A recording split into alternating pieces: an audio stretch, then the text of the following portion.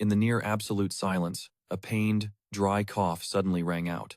The attendant beside him, seeing Ages coughing continuously, anxiously said, "Your Majesty, you must take the herbal medicine."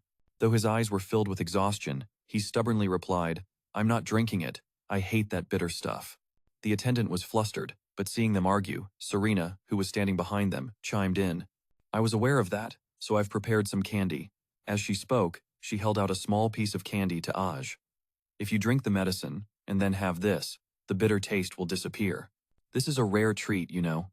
It's handmade by 3 generations of candy artisans. They only sell 5 jars a day, so I had to go through a lot of trouble to get this for you. Asterisk His Majesty, the Emperor, has near-death experiences all the time. It's the royal physician's duty to ensure the health of this short-lived emperor." Asterisk Ages didn't answer, but instead decisively swatted the candy away. To her and the attendant's astonishment, the candy fell to the floor and rolled away. He said coldly, "Are you mocking me? I'm not a child." Ages pointed at Serena, questioning her. "You've been acting very suspiciously, as if you're desperate for me to drink this medicine." Serena suppressed her inner rage. Asterisk, "If you don't drink it, you'll just die again. Please, just shut up and drink it." Asterisk. She smiled brightly as if nothing was wrong and calmly replied, "As the royal physician, I am only doing this for your Majesty's health." He sneered. "My health? If that's the case, you should drink it first, then I'll drink it." Before he even finished speaking, Serena picked up the bowl and downed the medicine in one gulp. "I'm more than willing." After finishing, she placed the empty bowl back on the tray. "There." She wiped a bit of medicine from her lips and smiled brightly. The attendant behind them stared, wide-eyed. Asterisk. She downed that entire bowl of bitter medicine in one go? Asterisk. Serena then casually reminded him, "Now, it's your Majesty's turn." AJS was stunned for a moment before slowly responding, "Fine." Seeing him lift the bowl, Serena thought with relief, Asterisk. "Yes." Asterisk. She cheered him on internally. Asterisk. "Go on, your Majesty. Down it in one gulp." Asterisk. The attendant sobbed. "The medicine is almost gone." But then, Ages suddenly coughed up blood. The servants in the room screamed in terror as he collapsed. "Your Majesty! Your Majesty! Please, open your eyes." Serena's head spun. Asterisk. "But he drank the medicine. Why?" Asterisk. The attendant turned to glare at her. "Assassinating the Emperor is punishable by death. Execute her." Serena screamed, "Please wait.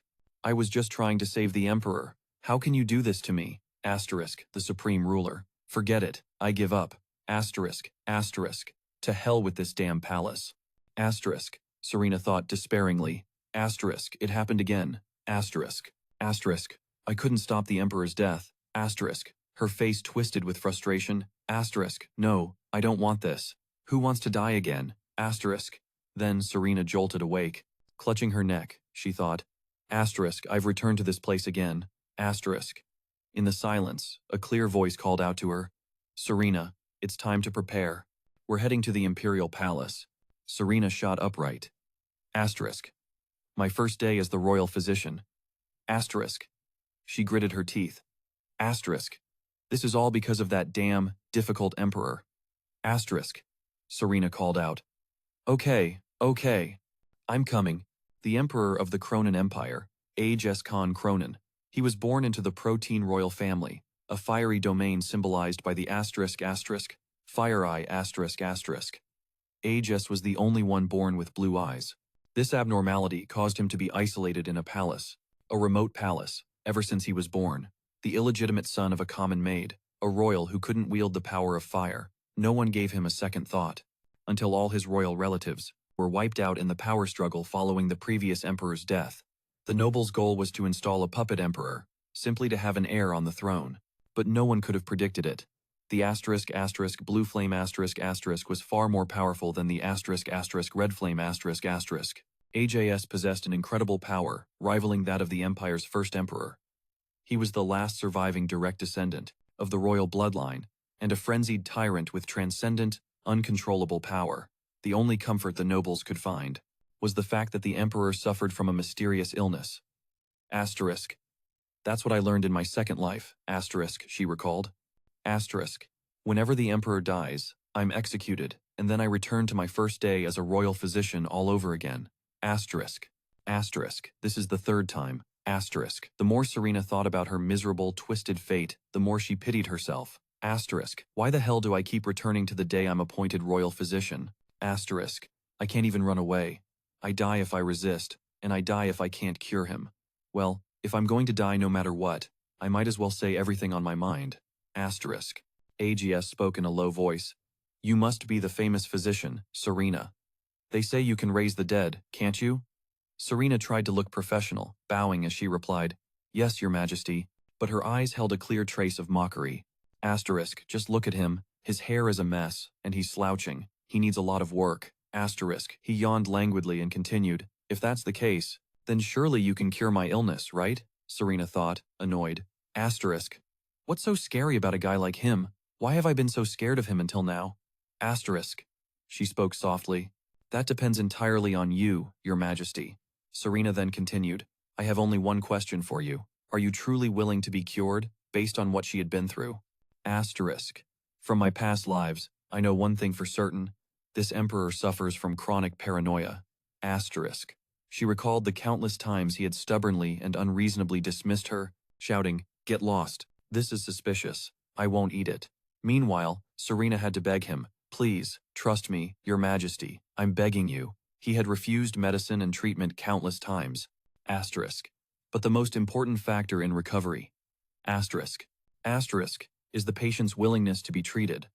I can understand if being isolated in this secluded palace has made him suspicious of human contact, but I need to confirm. Asterisk. Asterisk. Whether he even intends to get better at all. Asterisk.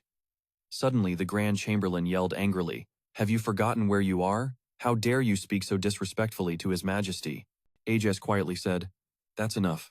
Of course I want to be cured. Did you think I summoned a new physician out of boredom? Serena then stated firmly, I can certainly cure you, Your Majesty, but I will need you to do one thing. At this, he raised an eyebrow in amusement. Go on, I'll hear you out.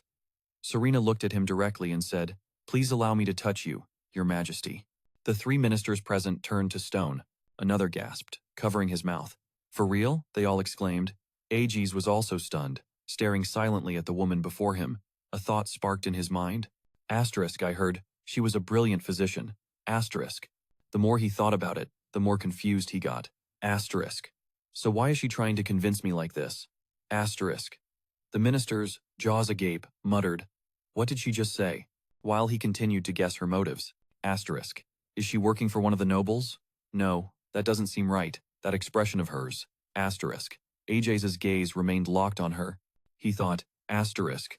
If that's not it, then even this royal palace. Asterisk. Asterisk. Which doesn't mean much anymore. Asterisk. He lowered his gaze, his expression growing more stunned by the second. A thought suddenly struck him. Asterisk. Is she aiming for the throne beside me? Asterisk. A memory suddenly surfaced. He remembered his childhood. Asterisk. Because of my lowly birth and blue eyes, I was isolated in a separate palace. Those people treated me like I didn't even exist. Asterisk. Asterisk. They're all just chasing after power. Asterisk. At the thought, Ages couldn't contain his rage.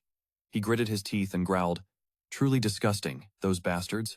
Just then, Serena's voice rang out, firm and clear. Pardon my rudeness, Your Majesty, she replied with a firm gaze. But physical contact is unavoidable for a doctor to treat their patient.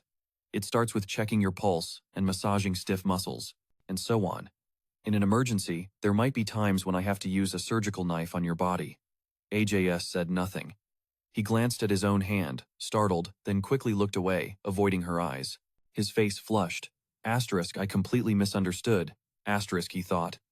After a long pause, he quietly cleared his throat. Ahem. A hint of embarrassment remained on his face as he finally spoke. In that case, shouldn't you ask for my permission first? Serena was a bit taken aback by his expression. Asterisk, his face is so red. Is he running a fever again? Asterisk, she wondered, then asked. Every single time? Even if Your Majesty is unconscious? She paused, her tone growing colder. If I have to ask for permission every time, you'll be meeting the Grim Reaper soon enough. The moment they heard that, the ministers imagined a cute little Grim Reaper cheerfully saying, Hi, I'm Death. They all yelled in unison, the Grim Reaper. One of the older ministers finally snapped, pointing at Serena and yelling, What is going on? What nonsense are you spouting? Watch your tongue in front of His Majesty. Hearing this, Serena simply frowned, a look of exhaustion in her eyes. Asterisk, and this is just the beginning, asterisk, she thought to herself.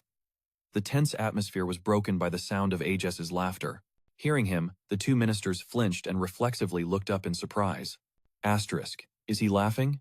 Asterisk, they wondered. A moment later, a hearty, relaxed laugh escaped Ages, his face beaming. The ministers stood there, dumbfounded. Asterisk, His Majesty, is laughing? Asterisk.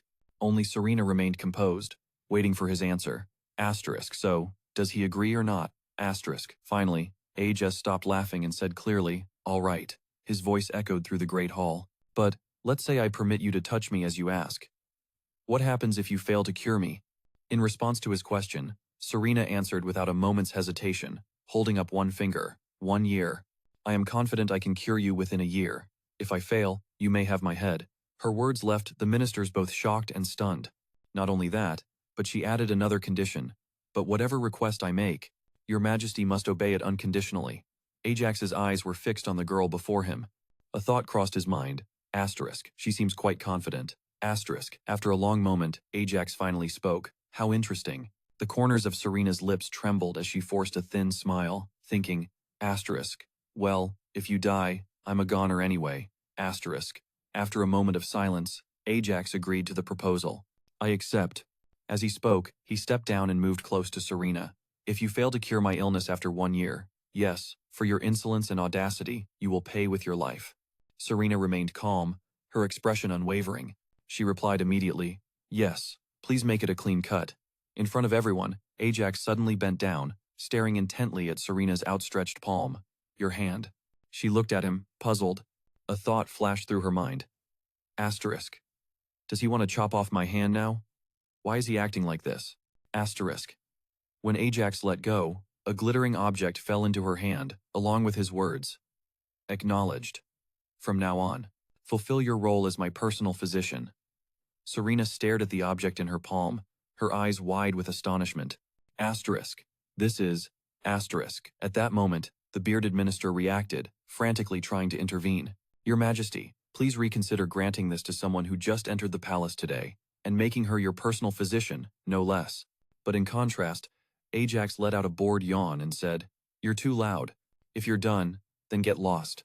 Serena clutched the object in her hand, a warmth spreading through her chest. Asterisk. I've never been treated like this before. Asterisk. Her face lit up with a bright smile as she looked at Ajax. She whispered, Thank you, Your Majesty. At the same time, she vowed to herself, asterisk, it's happening now. I'll risk everything to save him. Asterisk. Night fell in Ajax's study. The lights were still on. Sitting at his desk, he was engrossed in his documents. Beside him, a minister spoke cautiously. I heard that you appointed a royal physician today. A new one. To treat you personally. Ajax looked up and calmly replied, Oh, that's right. Yes, that person seriously suggested. Wasn't that a bit too hasty? Perhaps it would be wiser if you considered it more carefully. This was the Emperor's advisor and royal knight, Leonard Cutter. The hand Ajax was using to hold the documents paused. After a moment, he spoke. Careful? Leonard immediately replied, Yes. He looked at Ajax and continued, It's never wrong to be wary of someone who will be by your Majesty's side. Hearing this, Ajax replied calmly, I'm not so sure. The corners of his lips curved into a half-joking smile. If that were the case, I'd already be in the underworld. He burst out laughing, while Leonard stood there dumbfounded. Huh? A moment later, Ajax slowly added, Besides, she said it so brazenly, with her eyes wide open, and even asked for permission to touch me. Upon hearing this, Leonard trembled and couldn't help but shout, What? He looked at Ajax in disbelief and continued, How could she dare be so rude to your Majesty? Before he could finish, Ajax cut him off. I don't want to go to the underworld. Leonard could only stare blankly at his Majesty's behavior, muttering, Your Majesty, what the heck? He screamed internally. Asterisk, it looks like he's actually enjoying this. Asterisk. Ajax said softly, Anyway, it's only for a year. An illness that even the most experienced people in the palace couldn't cure. Could someone like her really fix it? If I just let her be. Who knows, maybe she'll bow her head and beg for mercy. The morning sun shone down on the lavish palace. The bedroom door was still tightly shut. A moment later, the door was opened, and the sound of soft footsteps echoed through the large room. Then, Serena walked to the window and gently drew back the curtains. A small sound caught her attention. Serena instinctively glanced over. She saw the person curled up in a red blanket. Without a word, Serena grabbed the blanket.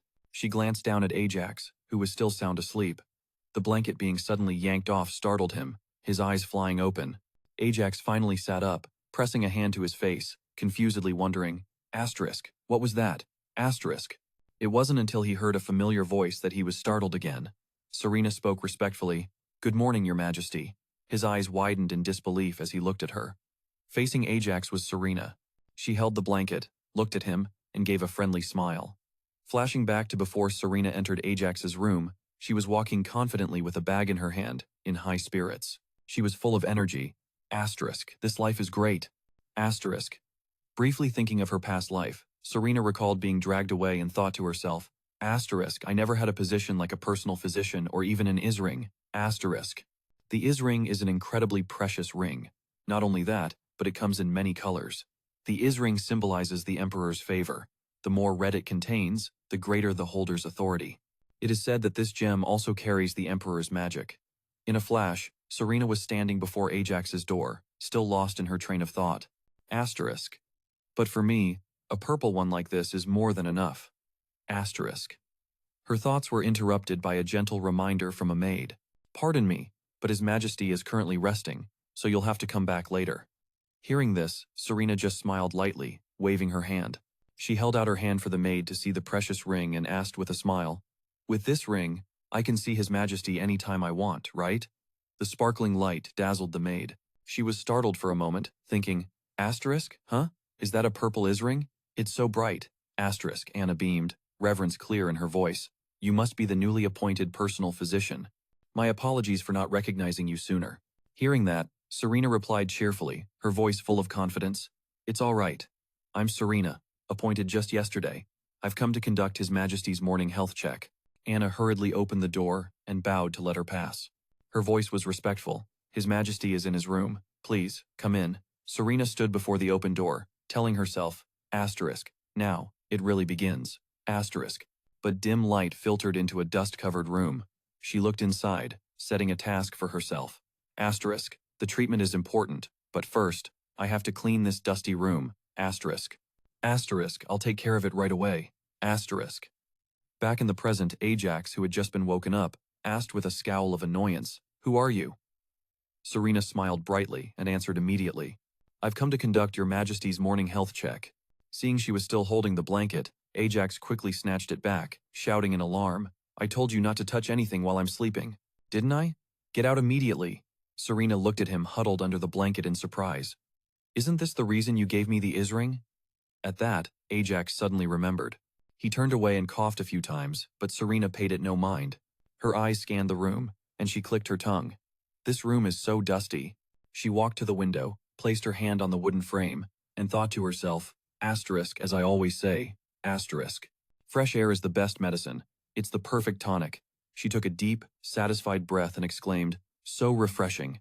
In contrast to her cheerfulness, Ajax only felt annoyed, his face dark and his whole body fuming. When Serena brought a cup of medicine to him, he frowned and asked, "It seems you don't care about your own life, do you?" She sat opposite him and answered nonchalantly, "Of course not. I want to live a very, very long life. So please, follow my prescription, Your Majesty." Ajax took a sip, filled with doubt. Asterisk. I wonder if she's overly confident or simply doesn't know fear. Asterisk. As soon as he finished drinking, Serena immediately sat on the bed, smiled brightly, and said, "All right, let's begin the morning checkup." Ajax turned his face away, let out a soft sigh, and replied, "Go ahead." Serena took his hand, causing him to freeze instinctively. She observed him intently with a serious expression. Throughout the process, Ajax remained silent, just staring at her. Serena lowered her voice. "I'm going to take your temperature."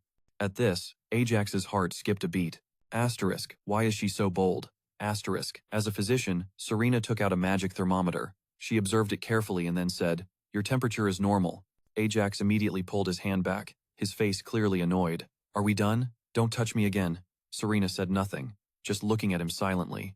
She thought to herself, asterisk, he's as grumpy as ever, huh? Asterisk. Asterisk. His temperature is always either burning hot or bone-chillingly cold right before it goes out of control. Asterisk. After a long moment, he spoke again. "If you're done, you can go now." Hearing this, Serena immediately replied, "No, there's still more to do." The atmosphere in the room suddenly shifted. She continued in a firm voice, "Wait a moment. I need to check your chest, too." Ajax felt like he'd been struck by lightning, silently emphasizing the word. Asterisk. Chest. Asterisk. As Serena reached out to touch him, he spoke first. "Wait." Looking at the hand hovering in front of his chest, his cheeks flushed red. He stammered, "What are you trying to do?" In contrast, Serena looked calmer than ever. She replied in a serious tone, "Don't worry, I won't do anything improper." Ajax didn't believe her and immediately grabbed her wrist, shouting, "What are you planning to do?" Serena looked at his action, bewildered. "I'm examining your mana core. To treat it, what else?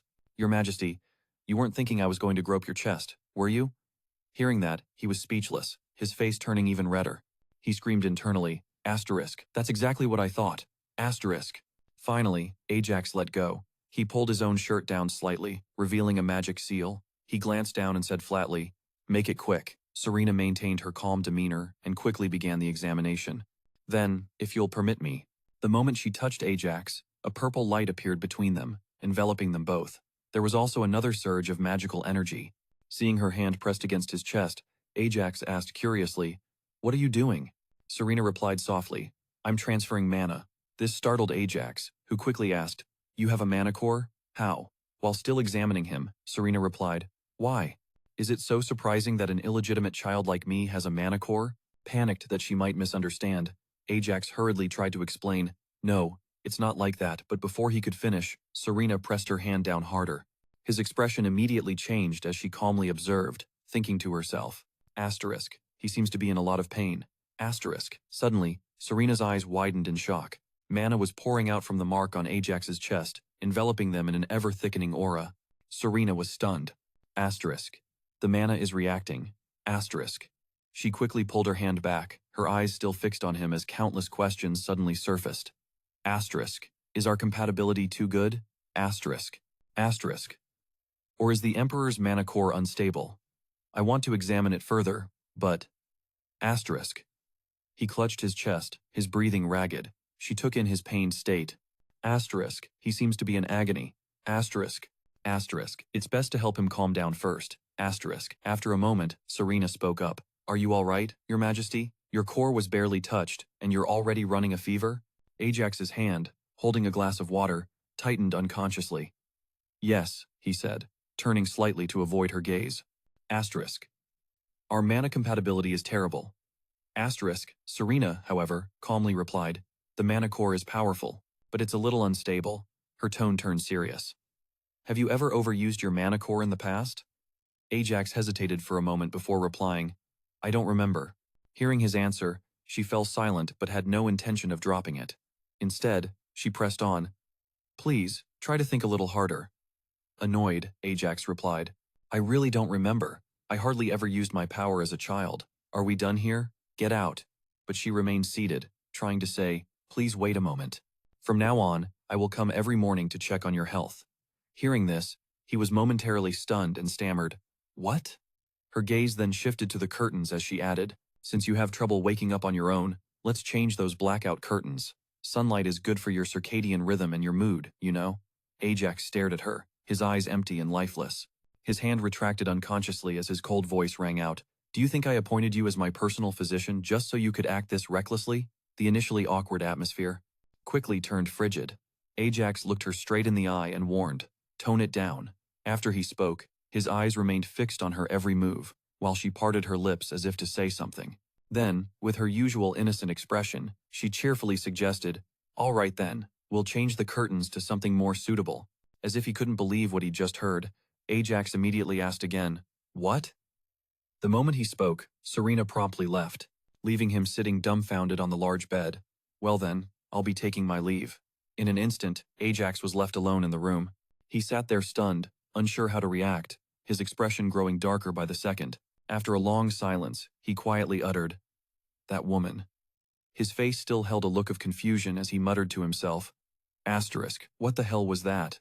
So weird." Asterisk. Finally, Ajax gave up thinking about it and laid back down on the bed. Asterisk. Might as well just go to sleep. Asterisk. He lay there in silence. Then, Ajax rubbed his head and gritted his teeth in frustration. Asterisk. I can't sleep. Asterisk. The door to the room opened. Serena stepped out and leaned against the door. Seeing her, Anna immediately asked, "Are you finished, my lady?" "Yes, I am," she replied. Serena's eyes briefly glanced at Anna's blushing face, finding it odd, and asked, "Have you been waiting outside this whole time? Your cheeks are even redder than before." After a moment's thought, Serena smiled and instructed, "From now on, whenever I have an examination, please don't let anyone inside if you can help it." The people she wanted to keep out were those high officials, the ones who did nothing but shout things like, "Shameless! Have you no decency? Shameless!" At the same time, she thought to herself, asterisk, "For now, it's best to keep interruptions to a minimum." Asterisk. Anna's eyes lit up, and she beamed. "Yes, my lady, of course." Serena then remembered the curtains in Ajax's room and continued, "About the curtains in His Majesty's room? Could you change the curtains in my room to a similar type? Something light-colored that lets in plenty of sunlight?" Anna immediately replied, "Of course. Should I change them for you right now?" But Serena said, "No." As she spoke, she took a small item from her bag. "I'm going to wash up first, so I'll ask you later." And then, Serena suddenly wrapped a scarf around Anna's neck, much to her surprise. She then said kindly, "It's still very cold, isn't it?" Tying the scarf with a gentle smile, she continued, "Your face is all flushed. If you're not feeling well, please come see me anytime. I can give you a quick checkup." Anna, slightly embarrassed, gently touched the scarf and smiled. "Thank you, my lady." Serena then nodded and turned to leave. Without forgetting to smile, Serena said, "Well then, see you later." In an instant, only Anna was left, standing there in a daze. Her face suddenly lit up, her mind filled with intimate images of Serena and Ajax, asterisk. She was immediately promoted to chief royal physician upon her arrival, and even received an asterisk, isring, asterisk, asterisk. "It's just as I thought, Lady Serena. Your relationship with His Majesty must be fate." Asterisk. Flashback to 30 minutes earlier. In the hallway, Anna was pacing back and forth, her mind a mess of thoughts. Asterisk, I'm so worried. Asterisk. It's my first day. I'm not going to get fired immediately, am I? No, of course not. The master said not to disturb her while she's sleeping. Asterisk. Just then, a shout erupted from within the room, making Anna jump and her face go pale. "Don't touch me." Unable to contain her curiosity, Anna immediately tiptoed closer to the door, wondering what was happening. Once again, Ajax's voice rang out. It was still filled with tension. "Don't touch me." The tense situation made her even more worried. Asterisk, what's happening in there? Asterisk, Anna grew increasingly anxious. But she finally gathered her courage and gently pushed the door open to peek inside. The sight that met her eyes made her face flush and her heart pound. On the bed, Ajax was still sitting up while Serena had one hand braced against the wall, and her other hand placed on his chest. The scene was so scandalous that Anna couldn't help but let out a small gasp. Meanwhile, Serena said in a calm, serious voice, "I am going to examine His Majesty's chest." Ajax, for his part, quickly turned his face away, hesitating. "Just get it over with," Serena politely replied. "Pardon the intrusion." Anna, both flustered and delighted, thought to herself, asterisk. Now that I think about it, she did say the two of them should be alone during the examination. Asterisk. How romantic. Asterisk. You want me to change the curtains in my room to a similar type. Her hand unconsciously touched the scarf as a sweet smile spread across her lips. Asterisk, oh my goodness. Asterisk, without a moment's hesitation, Anna rushed off, her heart singing, asterisk, I'll support you all the way, so you and His Majesty can be together. Asterisk. As she ran, she excitedly told herself, asterisk, let's go pick out a matching set of curtains. Asterisk. In a flash, the red curtains had been replaced with purple ones that fluttered gently in the breeze. Just then, Ajax, fresh from his bath, glanced toward the window and noticed the change. His expression was one of shock. Asterisk, what the? Asterisk. Immediately, Ajax asked, have the curtains been changed? Anna smiled and replied, yes, Your Majesty. I changed them at Physician Serena's request. Hearing her name, Ajax immediately recalled the look on her face when she brought it up. His eyes widened. Asterisk. We'll change the curtains to something more suitable. Asterisk. Without hesitation, Ajax ordered, change them back, immediately. His words made Anna freeze. She mumbled, forgive me, Your Majesty, but Physician Serena already ordered all the old blackout curtains to be thrown away. Hearing this, Ajax was startled and turned to her. What? He said nothing more, just looked at them in silence. His gaze was pensive as he thought, asterisk. She's so thorough. Even if I change them back, she'll just try to change them again anyway. Asterisk. Seeing his obvious hesitation, Anna cautiously asked, "Should I go fetch new curtains immediately, Your Majesty?" Ajax's hand lightly touched the thin fabric, and his voice deepened. "There's no need. Leave them be." His sudden decision left Anna stunned. She followed Ajax's every move, thinking to herself, asterisk, so you're just being shy? You're leaving the new curtains up on purpose, to make the room brighter and more open, asterisk. A long while later, Anna bowed respectfully. "I have other duties to attend to, so I will take my leave." Ajax nodded. "I understand." After everyone had left, he sank onto the bed, still clutching a stack of documents in his exhaustion. Asterisk, I'll just glance through these and then take a short nap. Asterisk, he told himself. Ajax stared blankly at the ceiling, as if sensing something. Asterisk, what is this? Asterisk, he wondered. He quickly sat up, his hand gliding across the soft blanket. Asterisk, she changed the blanket, too? Why is it so soft? Asterisk, unconsciously, Ajax touched his throat. Asterisk, come to think of it, my throat doesn't hurt anymore either. Asterisk, he couldn't help but scan the room once more. The atmosphere in the room had changed once again. It made the space feel incredibly comfortable. For the first time, Ajax felt more at ease than ever. He relaxed back onto the bed, murmuring, "This is actually pretty useful." Holding a document, Ajax read and thought, asterisk, looking at her actions before she entered the palace, it seems the Vincent family knew nothing about her. Asterisk, he mused to himself, asterisk, well, if they had known in advance that.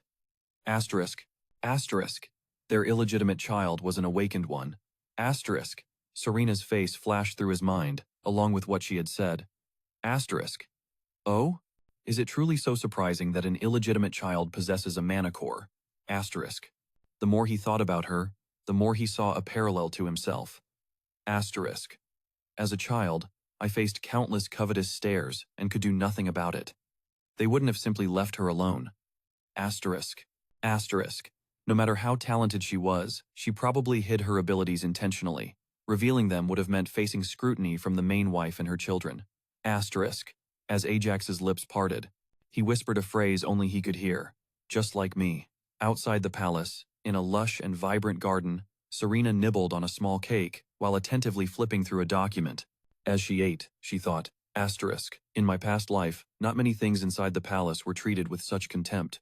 Yes, this time is different.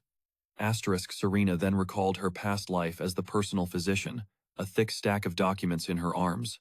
She waved her hand in annoyance, speaking to the high officials. Yes, I am His Majesty's personal physician. Please help me by documenting every meal and medicine His Majesty has consumed up to this point. Back in the present, she had already finished the cake, her eyes still glued to the document. Asterisk. This way, I can check the Emperor's meals and medicine. The cause of his death was his manicore. Asterisk. Asterisk. Overloading.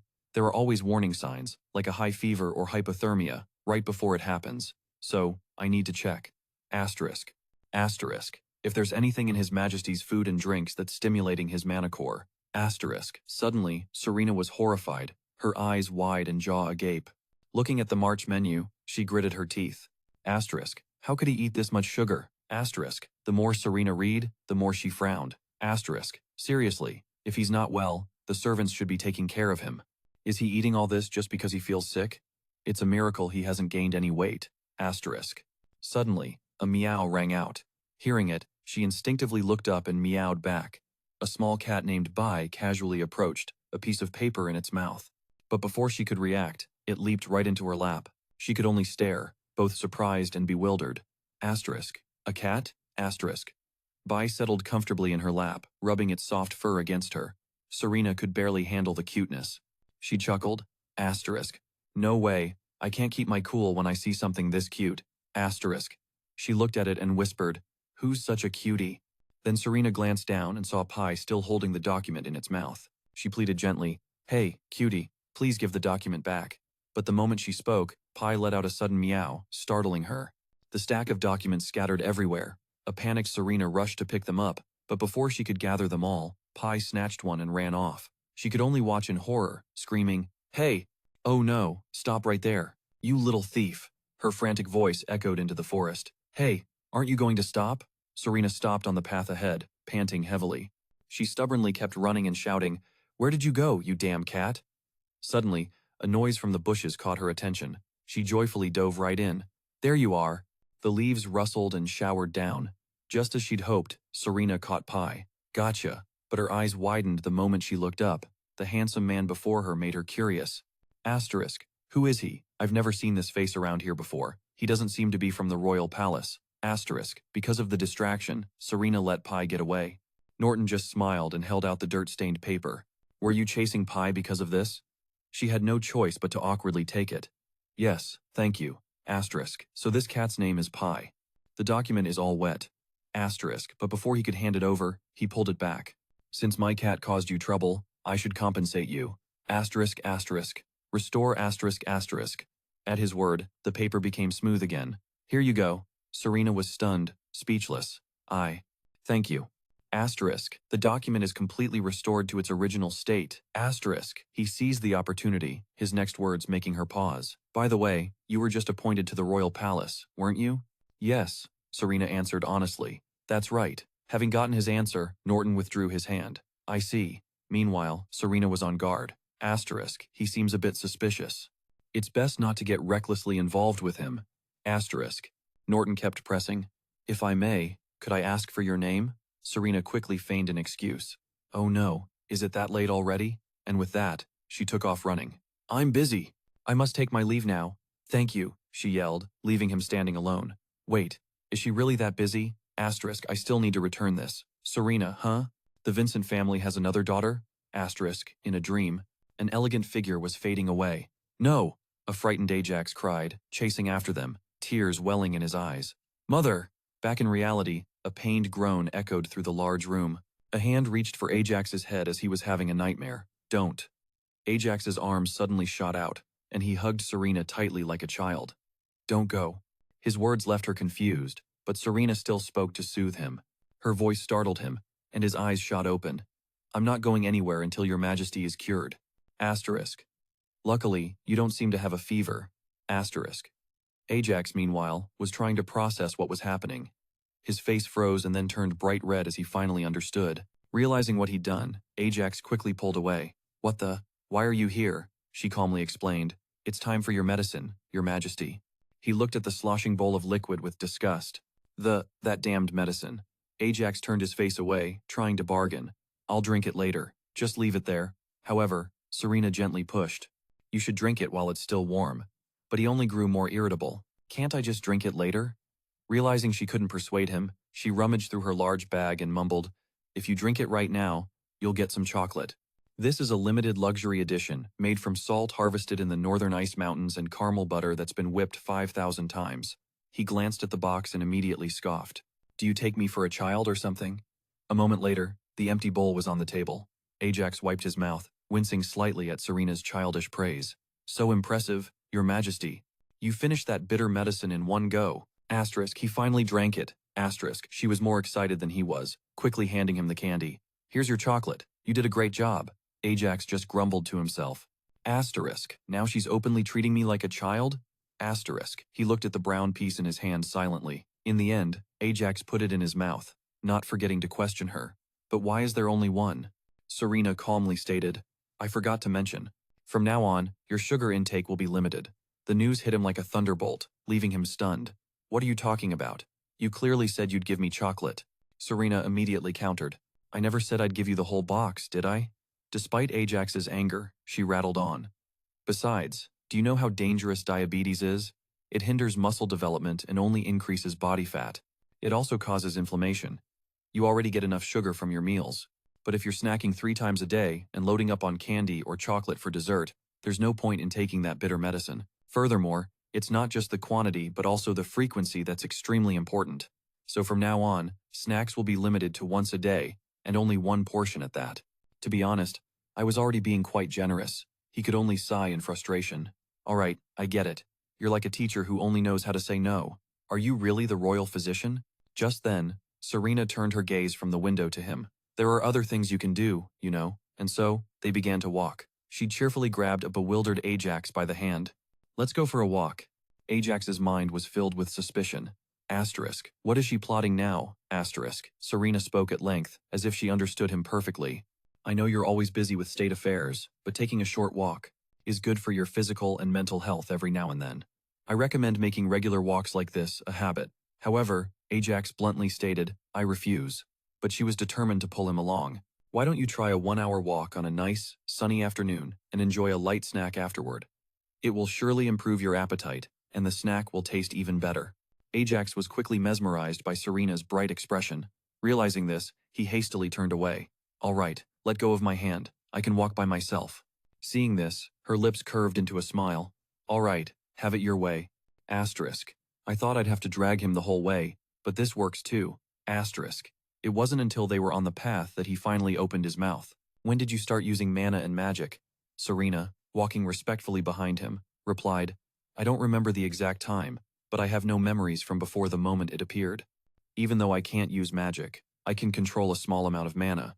For example, I can send or withdraw mana from others. Asterisk. It sounds pretty strange. Asterisk, she admitted to herself. Asterisk. Actually, I stumbled upon this ability in my past life. Right before His Majesty passed away, a mana overload occurred. My mana core reacted when I tried to stop it. Having a mana core means you can use magic. Asterisk. Asterisk. I thought it might be a late awakening, but the kind of magic I can use is nothing, really. Furthermore, I don't even feel the activation pain that others usually experience right after their mana core. Asterisk. Asterisk. Awakens. Asterisk. After hearing her explanation, Ajax fell silent. Asterisk. All I can do with my mana core is manage mana. Asterisk. Serena thought sadly. Asterisk. So I understand why he's so interested in it. Asterisk. Usually, after awakening, one can use special magic. However, he continued naively, but that's completely useless. Ajax didn't notice the death glare she was shooting at his back. Asterisk. Should I just let him die? How could he say it's useless right in front of me? Asterisk. She then stepped in front of him, assuring him, be that as it may, at least I know how to control mana, even if only to a small degree. Based on the examination, Your Majesty's mana core is unstable, so it's dangerous for your body to get too cold or too hot. There will be other treatments to stabilize it. Serena looked back at him, her eyes filled with confidence. You don't need to worry, just listen to me, and I will definitely cure you. For a moment, Ajax's eyes widened at her beauty, but he quickly let out a few dry coughs to hide his embarrassment. You're starting to sound like a real royal physician now. Hearing this, her eyes instantly lit up like stars. Of course, His Majesty hired me to work at the palace, and it's not just for the money, but also because a good physician is like a caring mother. And yet, Ajax stormed off angrily. You, shut your mouth. Serena was utterly bewildered by his reaction. Asterisk, but I was just telling the truth. Where are you going, Your Majesty? I'm not done talking. Asterisk, by day, light peeked through the cracks of the windows. Her inner voice hadn't appeared yet. Asterisk, I gave him the medicine and took him for a walk. Asterisk, Serena ran through the hallway, clutching the book he had entrusted to her. Asterisk, Serena, personal physician, check the list. Asterisk, she kept looking around as she walked. Asterisk, as long as nothing happens, I'll be free until noon. Should I go rest in my room or finish this book? And why does everyone look so busy? Marie, asterisk. The girl who heard the call turned around. It was Marie, Serena's maid. Serena, where are you going? Serena quickly ran over to her. I was just heading back to my room. All the checkups are done. Let me help you. Marie didn't hesitate to hand her the flower basket. Yes, thank you. Serena took it cheerfully.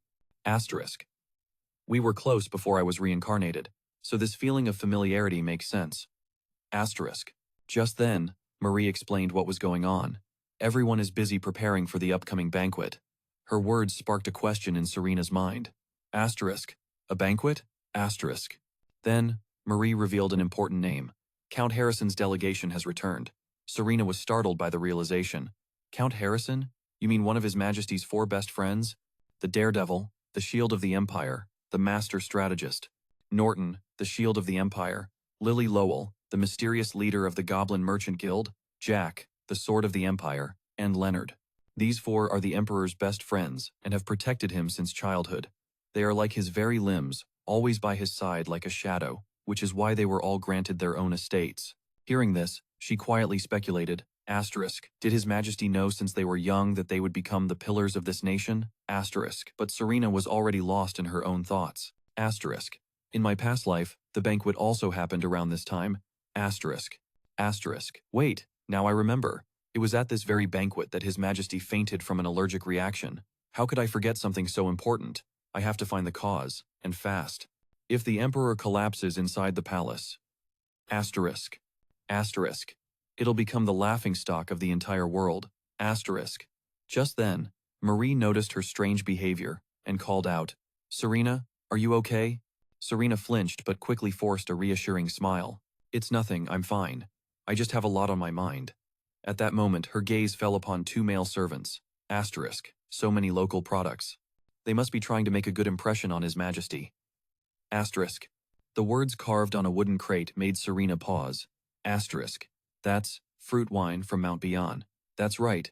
The first time this wine was ever served was at that banquet. Asterisk. Asterisk.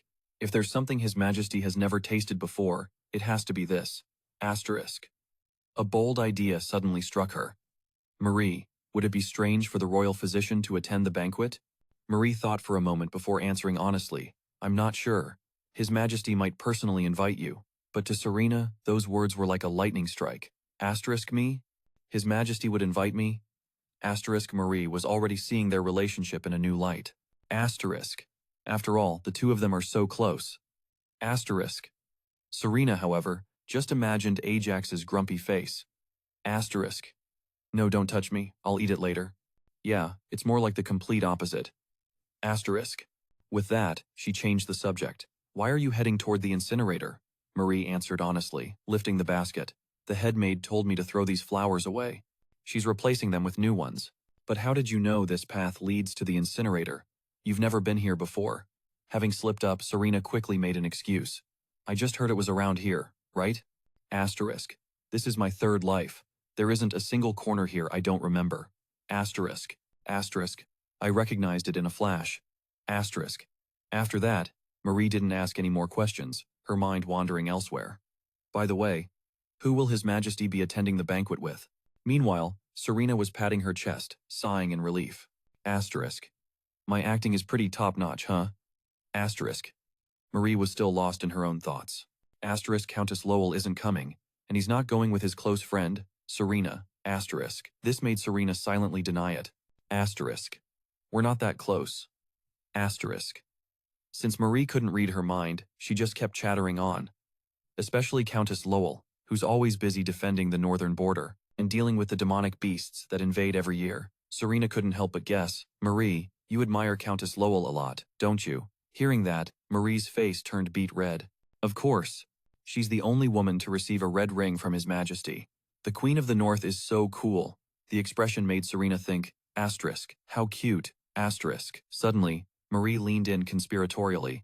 Serena, I'm only telling you this. The news Marie shared horrified Serena. I heard that His Majesty and Sir Leonard are in a love triangle with Countess Lowell.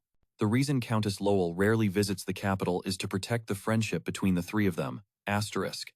How can something straight out of a novel happen in real life? That's a baseless rumor. Asterisk. Asterisk. The person engaged to the Emperor before was actually Sir Leonard's sister, Lucy. Asterisk. Her heart told her to stay out of it, but Serena decided to be rational. Asterisk. It's someone else's private business. Asterisk. Asterisk. But it's better to correct a false rumor, right? Asterisk. So she turned to Marie. Marie. Marie looked up with bright eyes. Yes? Serena reluctantly closed her eyes and blurted out, His Majesty already has someone he loves. That rumor is false. I can't say too much, but you know the person too. Inside, she felt a wave of relief. Asterisk. Thankfully, Lucy has visited the palace a few times. Asterisk. After that, Serena cheerfully led the way with the flowers. Come on, let's hurry to the incinerator. But Marie was still reeling from her words. Asterisk. Could what Anna said be true? Asterisk. Asterisk. Serena is His Majesty's woman. Asterisk. Marie couldn't help but remember her conversation with Anna that night. Asterisk. At the time, I just thought she was trying to manipulate me. I heard. No. Asterisk. Asterisk. I saw it with my own eyes. Do you have proof? Asterisk. She had come to an unprecedented conclusion. She was so excited to tell her secret. Asterisk. His Majesty already has someone he loves. And it's me. I can't believe she told me herself. Asterisk. Marie hurriedly ran after her. Serena, wait up. Asterisk. These flowers are so beautiful. It's so peaceful. Asterisk. Serena just stared at the basket of white flowers. Asterisk. It's such a waste to throw them away. Asterisk. Little did Serena know, Her close attendant was completely misunderstanding her. Asterisk, I'm finally witnessing a secret palace romance with my own eyes. Asterisk. In her room, Serena was enjoying the quiet. Asterisk, so peaceful. Asterisk, the flowers had been specially prepared by Marie. She stood at the window, chin in hand, lost in thought. Asterisk, the sunlight at this time of day is the best. Asterisk.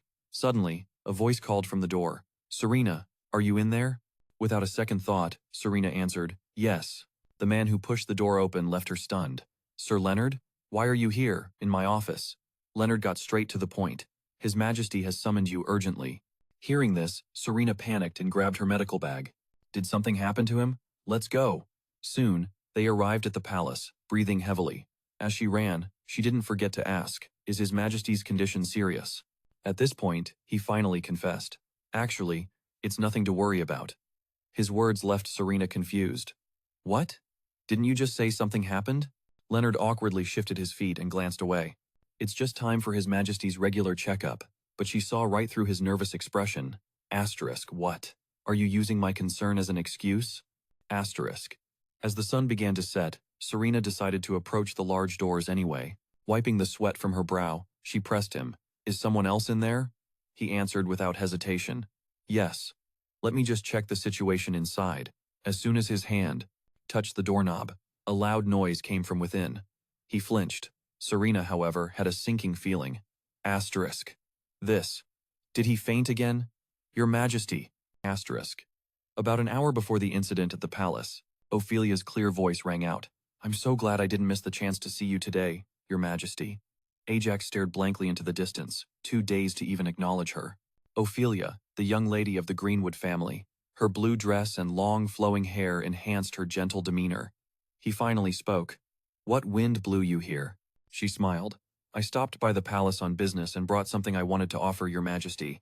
It was a sparkling glass pot of tea, its bright red color hinting at warmth within the cool drink. Ajax's gaze landed on Ophelia. He had no intention of entertaining her. You said you would help with the banquet preparations, but you're just using that as an excuse to wander the palace freely, aren't you? I. Ophelia tilted her head, every word she spoke carrying a faint scent of tea. I had a maid brew some fruit tea from the Paeon Kingdom. Its aroma is just divine. So I wanted you to be the first to taste it. Serve the tea. The maid bowed. Yes, my lady. Ajax crossed his arms, his tone laced with sarcasm.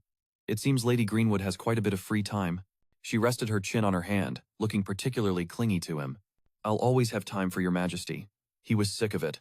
Asterisk. Everything has its limits. Asterisk. Asterisk. And she keeps hinting that she wants to be my dance partner at the banquet. Asterisk. Would you like to taste it? Ophelia asked. Ajax let out a lazy yawn and refused outright. Later, she stirred the tea gently. Let me pour it for you myself. Stubbornly, Ophelia set the pot down. His expression hardened instantly. Asterisk, she doesn't even bother to listen to me. Asterisk, the Greenwood family, a prestigious house that played a huge role in the founding of the Rothan Empire. Their youngest daughter, Ophelia, asterisk. She was once engaged to the crown prince, considered the future empress. But after he fell during the rebellion, everyone turned their backs on me, and when I became emperor, asterisk. She once again set her sights on the vacant empress position. Asterisk, Ophelia gently pushed a teacup toward Ajax, offering it with a friendly smile. Please have some tea, Your Majesty. He was lost in his own thoughts. Asterisk. When my mother was dying, you just looked the other way. Yeah, asterisk. But now. What a shame. We'll have to save tea time for another day. She looked slightly disappointed. Asterisk. What? Being strictly monitored by Serena about sweets? How strange. I already burned all the evidence. Asterisk. He found the perfect excuse and smirked. My royal physician advised me to avoid sweets for a while. Ophelia's expression changed in an instant. The jealousy wasn't hard to spot. She tried to respond normally. You mean the new royal physician? I heard she's a woman. Ajax just gave a cold. Apparently, she's an illegitimate child of the Vincent family. She was even kicked out of her family. He had no interest in hearing more and stood up. It seems my business here is done. I'll be leaving now. Ophelia's voice stopped him for a moment. Your Majesty. There's no need to listen to someone with an unclear background. He turned his head, glaring fiercely. An unclear background? So the nobility shouldn't listen to someone with an unclear background? Is that right? Now I understand why you ignore my words and just keep blabbering on. If we go by what you're saying, my lady, then I must be someone with an impure birth and an unclear background, right? She stammered in fear. I didn't mean that. A voice came from the door. Your Majesty, it's time for your checkup. Ajax temporarily suppressed his anger. They're here? Let them in. What are you still sitting there for? Get going. Ophelia quickly rushed over, her billowing skirt brushing against the teapot and making it wobble. She said urgently, Your Majesty, wait a moment, let me explain. The white porcelain teapot flew through the air, spilling boiling hot water onto his thigh. The pot landed on the edge of the table, and the remaining tea dripped onto the carpet as the lid shattered. Ajax let out a pained scream. Leonard and Serena burst in after the scream. She exclaimed, Your Majesty, are you all right? Please everyone, step aside. I will handle the treatment. Ophelia questioned, And you are? Serena, carrying a medical kit, answered curtly, I am His Majesty's personal physician. Please leave. You are obstructing his treatment. She frowned, her tone defiant. What right do you have to order me around? His Majesty was injured because of me. Shouldn't I be the one to stay by his side? She knelt to begin the examination, reminding Ophelia, as His Majesty's personal physician, I demand that you leave. Making a scene will only hinder his treatment. She tried to pull rank. You must not know who I am. Serena cut her off. Aren't you Lady Ophelia, trying to splash His Majesty with water again? Are we? She retorted pitifully. This is a misunderstanding. Leonard tried to intervene. My lady, please calm down. Asterisk, I have my ways of dealing with shameless people. Asterisk, if you insist on staying by His Majesty's side, then I won't stop you. Yes, I will now remove His Majesty's pants, and we can begin. 1, 2, 3. He was stunned, thinking Serena would actually do it, feeling helpless. He closed his eyes, not looking at Ophelia. The next second, she turned and ran out. Your Majesty, I am so sorry. I know that injuring you is a crime punishable by death. I beg for your forgiveness. She was in such a panic that she slammed the door behind her. Ajax, relieved of the nuisance, let out a smug laugh. Thanks to you, I got to see a good show. I can't believe you made her disappear that fast. Serena said calmly, All right, take off your pants so I can see the wound. He flinched, flustered. You're really going to take off my pants? A while later, the bandaging was complete. A white cloth was wrung out over a basin of water, where she Saturday, squatting beside him. All done. Luckily, the wound isn't too severe. He thought Serena was overreacting. Hey, you're making a real fuss. In the end, she didn't unfasten them, she just ripped them to be quicker. She started to reason with him. A fuss? What are you talking about? This is a burn with a high risk of infection. If it gets worse, your skin will start to peel off. Ajax scowled. All right, I get it. Serena continued to chatter in his ear. In the beginning, be careful not to get the wound wet. I'll take care of the bandages, so don't worry. Also, he sighed. Asterisk. Her mouth has no cooldown. Asterisk. She laid down a new restriction. To ensure a quick recovery, absolutely no alcohol during this time, Ajax asked. I'm not an alcoholic, but is this really necessary? Serena stressed. Not even 1 or 2 glasses. Asterisk. This seems like a good chance to suggest that, doesn't it? Asterisk. If someone offers you a drink at the upcoming party, I will refuse on your behalf. He opened one eye. So, you mean you want to attend the party to keep an eye on me? She said enthusiastically. Yes, as your Majesty's personal physician, it's all for your health. Keeping an eye is a bit much, but I will protect you from many dangers. Like your allergies, for example, and from getting near any lady with a dress longer than 3 meters. Ajax stroked his chin, considering the dangers. Fine. If it's you, I think it's possible. Serena was satisfied. Asterisk. Nice, asterisk. He pointed a finger at her. He set a condition. Protect me from Lady Greenwood. As my dance partner. Serena's eyes widened in surprise. What? Dance partner? Isn't it supposed to be Lucy? Ajax observed her reaction, about to take back his words. You don't want to? Then just forget what I said. Serena quickly replied. Of course I do. Serving your Majesty is my honor. I will protect you from Lady Greenwood's over-the-top dress. He leaned in closer. I'll send you a more modest dress. The next day, a tailor arrived, arms full of fabric. His Majesty sent me. She peeked from behind the door. Asterisk, that was fast. Asterisk. The gentle morning sun shone through the green leaves, illuminating the window frame. Marie gasped, cupping her face and gushing over her. Whoa, Serena, you look radiant in that ball gown. It's like a princess stepping out of a fairy tale. My muse, Serena. You're gorgeous. Marie paced back and forth excitedly. Serena was flustered, unsure how to react. I'm serious. You look like a goddess. Asterisk, thanks. I love this so much. What do I do? Is it too extra? Asterisk. She couldn't find a single flaw, admiring Serena's splendid outfit. To think His Majesty would send such a dress and jewelry. As expected of him, it's Leonard. May I come in? Suddenly, someone opened the door from the outside and stepped in. Yes, please come in. His Majesty has ordered me to escort you as soon as you are ready. Ah, wait a moment. Marie quickly and carefully made some preparations. Let me fix your hair and fluff up your dress a bit. When she was done, she beamed happily. Serena said her goodbyes and stepped out timidly. You look amazing. Have fun at the party, my lady. Thank you, Marie. Outside, in the magnificent and luxurious palace corridor, they whispered and gossiped. As Leonard and Serena were walking, she suddenly faltered. He grew concerned. He turned to ask Serena, "What's wrong?" She was flustered, not knowing how to answer. She answered awkwardly, "It's nothing. I'm just a little nervous since it's my first time attending a banquet." As they walked, Leonard smiled at her admiringly, but she looked gloomy, as if being His Majesty's partner was a chore. Being at a party like this for the first time must be exciting, right? It's just part of the job. After hearing her say that, he praised her admirable mindset. I appreciate your way of thinking. Thank you, sir. Serena thought to herself, asterisk, he's matching my pace and leading the way. Asterisk. She glanced at Leonard gracefully, admitting he was truly skilled at maintaining a comfortable atmosphere. Asterisk. He seems so rigid. Asterisk. Asterisk. But he's good at keeping things from getting awkward. Asterisk. But she grew serious, a doubt forming in her mind. Asterisk. How could someone like this be called one of the four monsters? Asterisk. Deciding not to dwell on it, she boldly asked him directly, Sir Cutter, may I ask you a question? Of course. Her question made Leonard pause for a beat. How did you and His Majesty become friends? But he couldn't avoid it, and he began his story. When I was young, in a room with strange-looking wall sconces, the candles were lit, but it was still dark. At the first party held after my older brother passed away, the place was in chaos. He watched the people pass by, not knowing what to do. Leonard was flustered. Everyone's attention was on me, the new heir of the Cutter family. At the same time, everyone looked towards him. Everyone was terrifying, so that he can lead the family in the future. If the heir feels too much pressure, his fiancée must be of equal standing. We should schedule his classes now.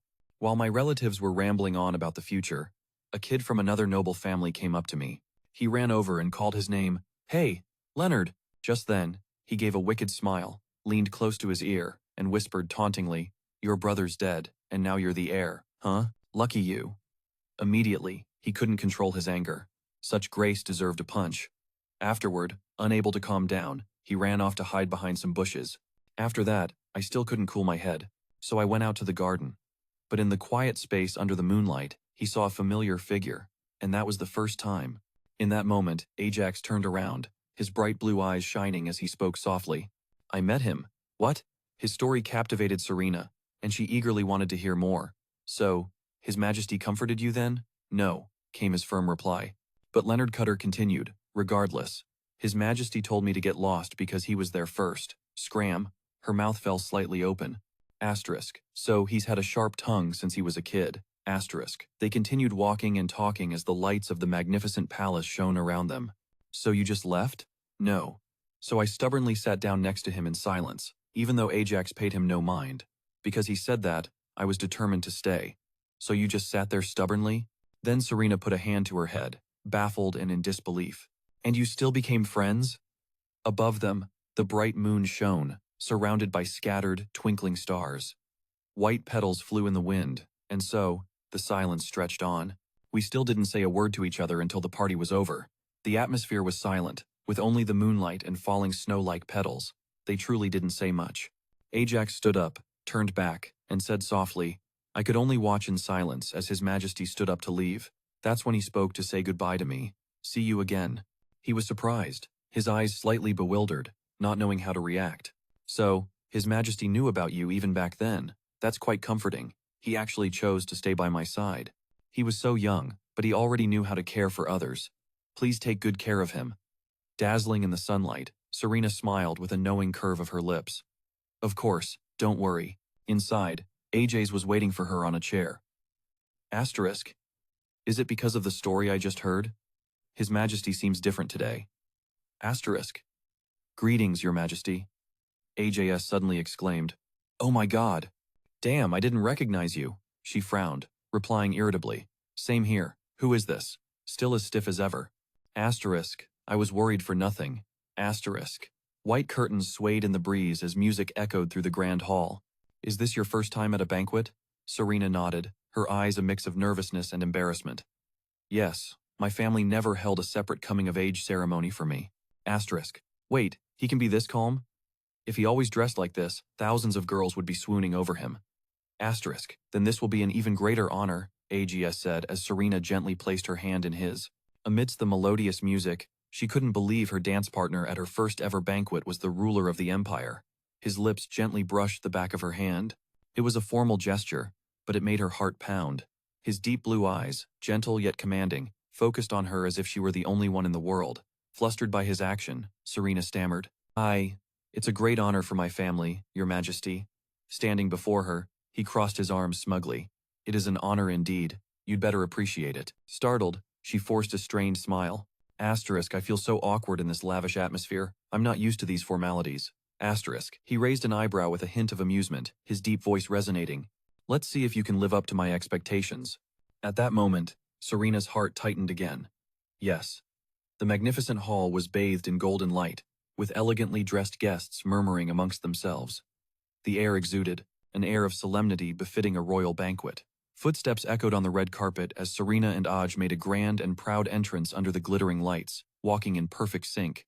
Under everyone's gaze, whispers spread throughout the hall. She held her head high with a proud smirk, but a hint of tension lingered in her eyes.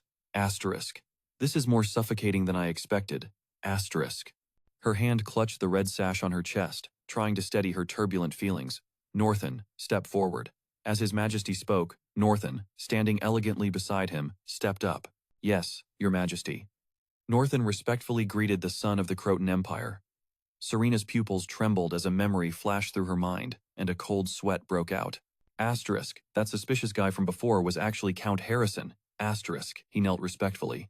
Northen, originally the illegitimate son of Duke Greenwood, had voluntarily left his family and was personally granted his title by the Emperor. The Count became His Majesty's confidant. But beneath the seriousness, the atmosphere suddenly grew warm. Ajaz smiled. I'm just glad to see you've returned safely. You did well. Thank you, Your Majesty. With a gentle yet firm gaze, his deep, warm voice rang out. Today's banquet is to celebrate the delegation's return from the Payan Kingdom, so don't mind me and enjoy yourselves. As he finished speaking, the band got into position. She followed Count Northen with her eyes as he was surrounded by people congratulating him. Congratulations, Count. Asterisk, he seems so mysterious. If not for this banquet today. Asterisk. Asterisk. I would have never recognized him. Asterisk. Seeing her expression, Ajax couldn't just stand by and tilted his head to ask her a question. She frowned, flustered. Asterisk. Should I pretend I don't know him? Asterisk. Do you know Count Harrison? The atmosphere turned light and playful. What? She started, but he crossed his arms with a teasing smile. Don't think I didn't see your expression just now. Serena put a hand to her lips, looking conflicted. I've met him before, but as for being acquainted, asterisk, should I admit it? Asterisk, Your Majesty. From a distance, Ophelia approached, looking stunning in a dignified gown. I trust you are well? Seeing her, he addressed her, Lady Greenwood. Beside him, Serena suppressed her irritation, watching to see what the other woman was up to. Ophelia had boldly approached to greet him first. When I had to leave so abruptly that day, I was so worried, not knowing about your condition. Ajaz gave a curt reply. I'm fine. She covered half her face with her hand. Her sly eyes were meant to show off the anguish of her supposed sleepless nights. Thank the heavens. I was so worried I tossed and turned all night. Asterisk. Oh my God. How can she be so shameless? Asterisk. Then, Ophelia became the center of attention, surrounded by others who praised her profusely. How sincere and devoted to His Majesty. There's no one in the world who cares for His Majesty as much as Lady Greenwood. Serena gave a sarcastic smile, her lips curling in disdain at the phony act she had just witnessed. Asterisk. If you were losing sleep with worry, you could have at least visited once. What a world-class liar. Asterisk. In that moment, her mind drifted to an imaginary scenario, where things played out very differently from reality. But of course, it didn't just end there. In her imagination, forgive me, Your Majesty. Oh, my daughter. Asterisk. All I heard was that Duke Greenwood had asked for a brief audience with His Majesty. Asterisk. Asterisk. They injured the Emperor and dodged responsibility, yet they have the nerve to boast about how worried they were. Are they shameless or just audacious? Asterisk. Thank heavens for protecting your Majesty's sacred body. Ophelia smiled gracefully, raising her glass. In a sweet voice, she asked, "May I offer you a drink?" "Yes," but Serena politely interjected, "I'm sorry, but His Majesty is currently abstaining from alcohol. It wouldn't be good for his recovery." Seeing Serena standing protectively in front of Age, Ophelia sighed dejectedly. "Why are you here, Lady Vincent?" "Ah, I understand. You must be here as His Majesty's personal physician." Instantly, all eyes were on Serena, and provocative whispers spread. "Personal physician? Then is she the one who received the violet ring, the illegitimate child of the Vincent family? There seems to be a misunderstanding here." Before all eyes, he held her hand tightly, making her startle, and declared, "She is not here today as my physician. She is my dance partner. I expect you to show some decorum, Lady Greenwood." Ophelia's voice was smooth but laced with insinuation. "But His Majesty seems perfectly fine. Does he really need to abstain from even one glass of wine?" Asterisk. Meanwhile, Serena was screaming internally while trying to stay calm. Asterisk. Asterisk. Is she that obsessed with wine? If His Majesty collapses, can you handle it? My God, just listen to the physician. Calm down, calm down. Asterisk. I appreciate your kind gesture. Ophelia let out a small laugh, her tone both reproachful and teasing. "Oh, Your Majesty, how could you embarrass me with such a cold rejection?" She raised the glass of rosé to offer it again, but just then, Ophelia's hand froze in midair, her eyes wide with shock. Under everyone's gaze, Serena stepped forward proudly and declared confidently, so as not to disrespect Lady Greenwood's kind intentions, "I shall drink this on His Majesty's behalf." Before anyone could react, Serena tipped her head back and downed the entire glass, leaving the whole room stunned. My goodness. With a soft clink, the empty glass glittered in her hand like a trophy.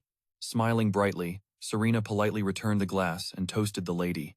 "Enjoy. The wine was excellent." A moment later, a commotion erupted as other ladies rushed to Ophelia's side.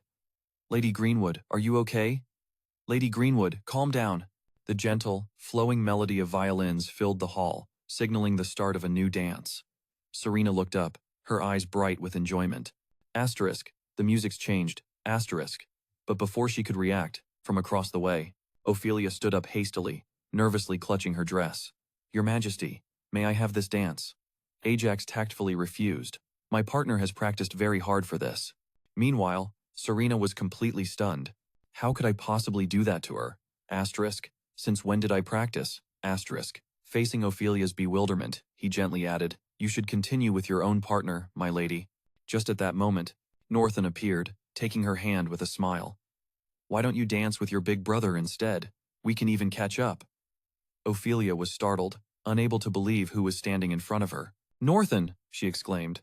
Before she could compose herself, he began to pull her away. Enraged, she snatched her hand back. "Dance with someone who willfully abandoned our family?" Asterisk. Still as sharp-tongued as ever. Asterisk. In response, Northen Harrison gave a faint, teasing smile. "Then I suppose I'll have to play the part of a loyal servant." Watching the scene from a distance, Serena and Ajax nodded in approval. "Not bad," they said in unison. Asterisk. Phew, that was a close call, asterisk, Serena thought, relieved. Asterisk. It's a good thing he's still on close terms with Lady Greenwood after leaving the family. Asterisk. Asterisk. That's how we managed to escape that situation. Asterisk. Just then, AGS Concroton suddenly offered her his hand, leaving her surprised and confused. As the music continued, he spoke in a deep, warm voice. "If we keep talking like this, the song will end." AGS Concroton took her hand, making her heart flutter. In a small voice, she said, "Your Majesty, I don't know how to dance." "Don't worry," he replied. "Just follow me." Music swelled through the brightly lit hall, each note spinning with the dancer's steps. In the glittering center, Serena was led into the dance by Ojkin Croton, her heart racing out of time with the rhythm. After only a few steps, she ducked her head and whispered tremulously, "Am I using the right foot?" She looked up, breathless with embarrassment, as he teased, "I'm guessing you can't hold your liquor very well. How can you say that to the one who just saved your hide?" He lowered his head, the corner of his mouth twitching into a smile, and replied curtly, "Good." AJS Concroton's violet eyes locked onto hers as he spoke, his deep voice melting into the melody. When dancing, you're supposed to look at your partner, but her heart suddenly started pounding, each beat echoing through the hall. In that moment, Serena could only see one person. Asterisk. That's strange. His Majesty's face is redder than usual. Asterisk. Suddenly, his strong arms tightened, pulling her completely towards him. She panicked. Your Majesty, is this part of the dance too? Yes, don't panic. She then instinctively realized something was wrong with him. His cheeks were completely flushed. She smiled and asked, What's wrong, Your Majesty? Suddenly, a voice echoed in Serena's ear. Serena, the criminal sentenced to death for failing to fulfill her duty as a fake. Kill, spare me, please, then bring His Majesty back from hell. Thinking of those words, she mumbled, asterisk, no. I don't want to die again, asterisk. With that, she suddenly leaned towards him. Asterisk, Your Majesty, please don't let anything happen to you. If you keep this up, asterisk, he said tensely, don't make a scene, just keep going. Seeing this, she spoke up. But your condition, he whispered to her. You don't have to be a genius to know how fast the rumors will spread if my health condition gets out. Then, Serena took his hand and thought seriously. Asterisk, that's strange. He didn't even touch a drop of alcohol. Asterisk, she began to analyze, based on the red rash on his neck. Before coming to the banquet, did you eat or drink anything unusual? He quickly replied, No, I didn't. But before he could finish, he collapsed onto her shoulder. She was so surprised, she could barely stand. Asterisk, why is he leaning on my shoulder? His breath is tickling my ear. Asterisk. Then, Serena asked, Your Majesty, please try to remember if you had anything. Azedin seemed to recall something. Ah, that's right, he began. I think I had a glass of fruit juice while I was waiting. Hearing this, she was surprised. Asterisk. Even the normal drinks are made from pion fruit. I thought avoiding alcohol would be enough. Asterisk. Yes, she then spoke softly to him. Your Majesty, do you see the pendant? On the chain around my neck? He slowly looked up, mumbling, pendant. She quickly whispered back, Yes, there's a fast-acting painkiller inside. Please hang in there for a moment. I'll take it out. But before she had time, he lunged towards her neck and took it with his mouth. The atmosphere became incredibly awkward as Serena's eyes widened in shock. She was frozen by his decisive action. Azedin swallowed with a gulp, then sighed in relief. I feel better now. But Serena was still completely bewildered. Her knees felt weak. Asterisk. What was that? Why did he take it with his mouth? Asterisk. Meanwhile, he calmly said, It really does work fast. What a relief. She took his arm. Let's get out of here for a bit, shall we? She led him towards the terrace to get him treatment. Ajay Eden asked blankly, But I'm fine now. She replied, That's just the temporary effect of the painkiller.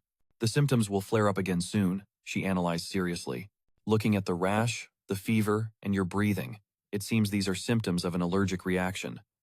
Suddenly, seeing someone, Azedin exclaimed, This is. Yes. Leonard walked over and asked, What's going on with you two? Seeing him, she called out, Sir Cutter. She quickly explained, His Majesty isn't feeling well. I was planning to take him to the terrace. Hearing that, he offered to help. Let me lead the way to a nearby room. Leonard led the two into a room. I'll wait outside. She earnestly instructed him, Yes, please make sure this absolutely does not get out. Serena then looked at the Emperor and thought, asterisk. If his fever gets any higher, this will be more than just an allergic reaction, asterisk. A simple allergic reaction anymore. She decided she had to quickly bring down his fever and cool his body. She approached him and said, Your Majesty. Then made a rather bold suggestion. Please take off your clothes. Hearing that, his jaw dropped. Huh? Asterisk. Did I hear that right? Asterisk. She then added, I need to apply medicine for you. She then offered, If it's inconvenient, I can help you. He frowned and replied, I can do it myself. As he took off his clothes, he mumbled, When did you prepare medicine? With his clothes off, she looked at his back and thought, asterisk. Just as I expected, it has spread all over his body, asterisk. As Serena applied the medicine, she explained, This is an ointment to soothe the red rashes. She added, It might feel a little cold. Only an antidote can ensure a full recovery. After finishing, she cheerfully gestured with her hand. Asterisk. The thing that caused this is the fruit from Pion. Simple, right? Asterisk. But that was just a thought, as she knew she couldn't be so blunt. Then, she spoke up. Your Majesty, do you know what you drank earlier? He replied softly. I'm not sure. It was the first time I've had it, she continued. Do you remember what it tasted like? He recalled, It was a bit tart and sweet like coconut, a reddish-pink drink. Hearing that, she determined, It must be a drink made from the Giamvi peon fruit. It's not common, so you probably didn't know you were allergic to it. Saying that, she reached into her clothes. Luckily, I brought a vial of antidote. He was quite surprised. You figured out the cause just from my description? She took out the vial and smiled. Well, I am a royal physician, after all. She explained, I understand various herbs and fruits. I've even treated patients with fruit allergies before. Even poisonous ones. I made this myself, so don't worry, just drink it. He listened and drank from the vial. Asterisk, he's doing so well. Asterisk, she thought excitedly, watching him grimace from the bitter taste. Asterisk, wouldn't it be great if he were always this cooperative? Asterisk, she thought, a mischievous smile spreading across her face. Asterisk, from now on I'll have to be more assertive. That's the only way he'll listen. Asterisk, suddenly, a voice was heard from outside. Everyone knows His Majesty is in here. It sounded like someone was trying to barge into the room. Stop, get out of the way. Serena listened and thought, asterisk, that voice. Asterisk Azedin coldly confirmed, that must be Lady Greenwood. He stood up to get dressed. No wonder it's been so quiet. But before he could finish, she shouted, don't, and pulled off the shirt he was putting on. You just applied the ointment. Why are you in such a hurry to get dressed? The medicine hasn't been absorbed yet. You have to wait for it to dry. He whipped around to look at her. So I'm supposed to go out like this? The two struggled over the shirt. Yes, that would be perfect. You might as well just kill me. What nonsense are you spouting? Let go now. Suddenly, an idea popped into her head. I've got it, she told him gently. If that's the case, I'll be the one to go out. You just stay here, Your Majesty. She started walking as she spoke, completely oblivious to. The cloth tangled around her feet. By the time she finished speaking, she was already tumbling forward. He quickly shouted, watch out. She fell hard right on top of him, and the two of them ended up sprawled on the floor. She asked in a panic, Your Majesty, are you okay? Her body trembled as she felt something. It was as if the room suddenly got brighter. Right at that moment, the door swung open, and Lady Ophelia and Leonard walked in. They walked in on a very misleading scene. The air was thick with silent embarrassment. Serena was sitting on top of him, while he was completely flushed, covering his face in confusion. The atmosphere was filled with unspeakable awkwardness. She slowly thought, asterisk, why did the door open? Was it Lady Greenwood? But Sir Cutter was stopping her. Asterisk. Suddenly, she realized something as her hand touched something beneath her. Asterisk. A suspicious button under the rug. Right under my hand. Asterisk. She sat up helplessly, sweat pouring down. Asterisk, I'm so screwed. Asterisk. She recalled the moment the door creaked open, and the figures of Ophelia and Leonard slowly appeared. Her face went pale with embarrassment. Asterisk. Did I really open the door myself? Asterisk. Ophelia and Leonard were still standing there, stunned. Serena gave an awkward laugh and then quickly pressed the button to close the door. The door slowly began to move, but something seemed to be wrong as the two of them just stood there. She was surprised. Why is it opening again?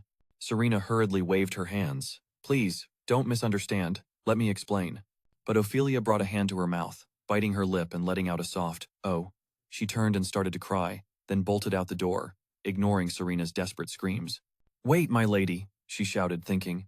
Asterisk, my third life in the palace. Please, just listen to me. I have to stop any rumors about me being involved with this man. Asterisk. Asterisk, the Emperor and I are mortal enemies.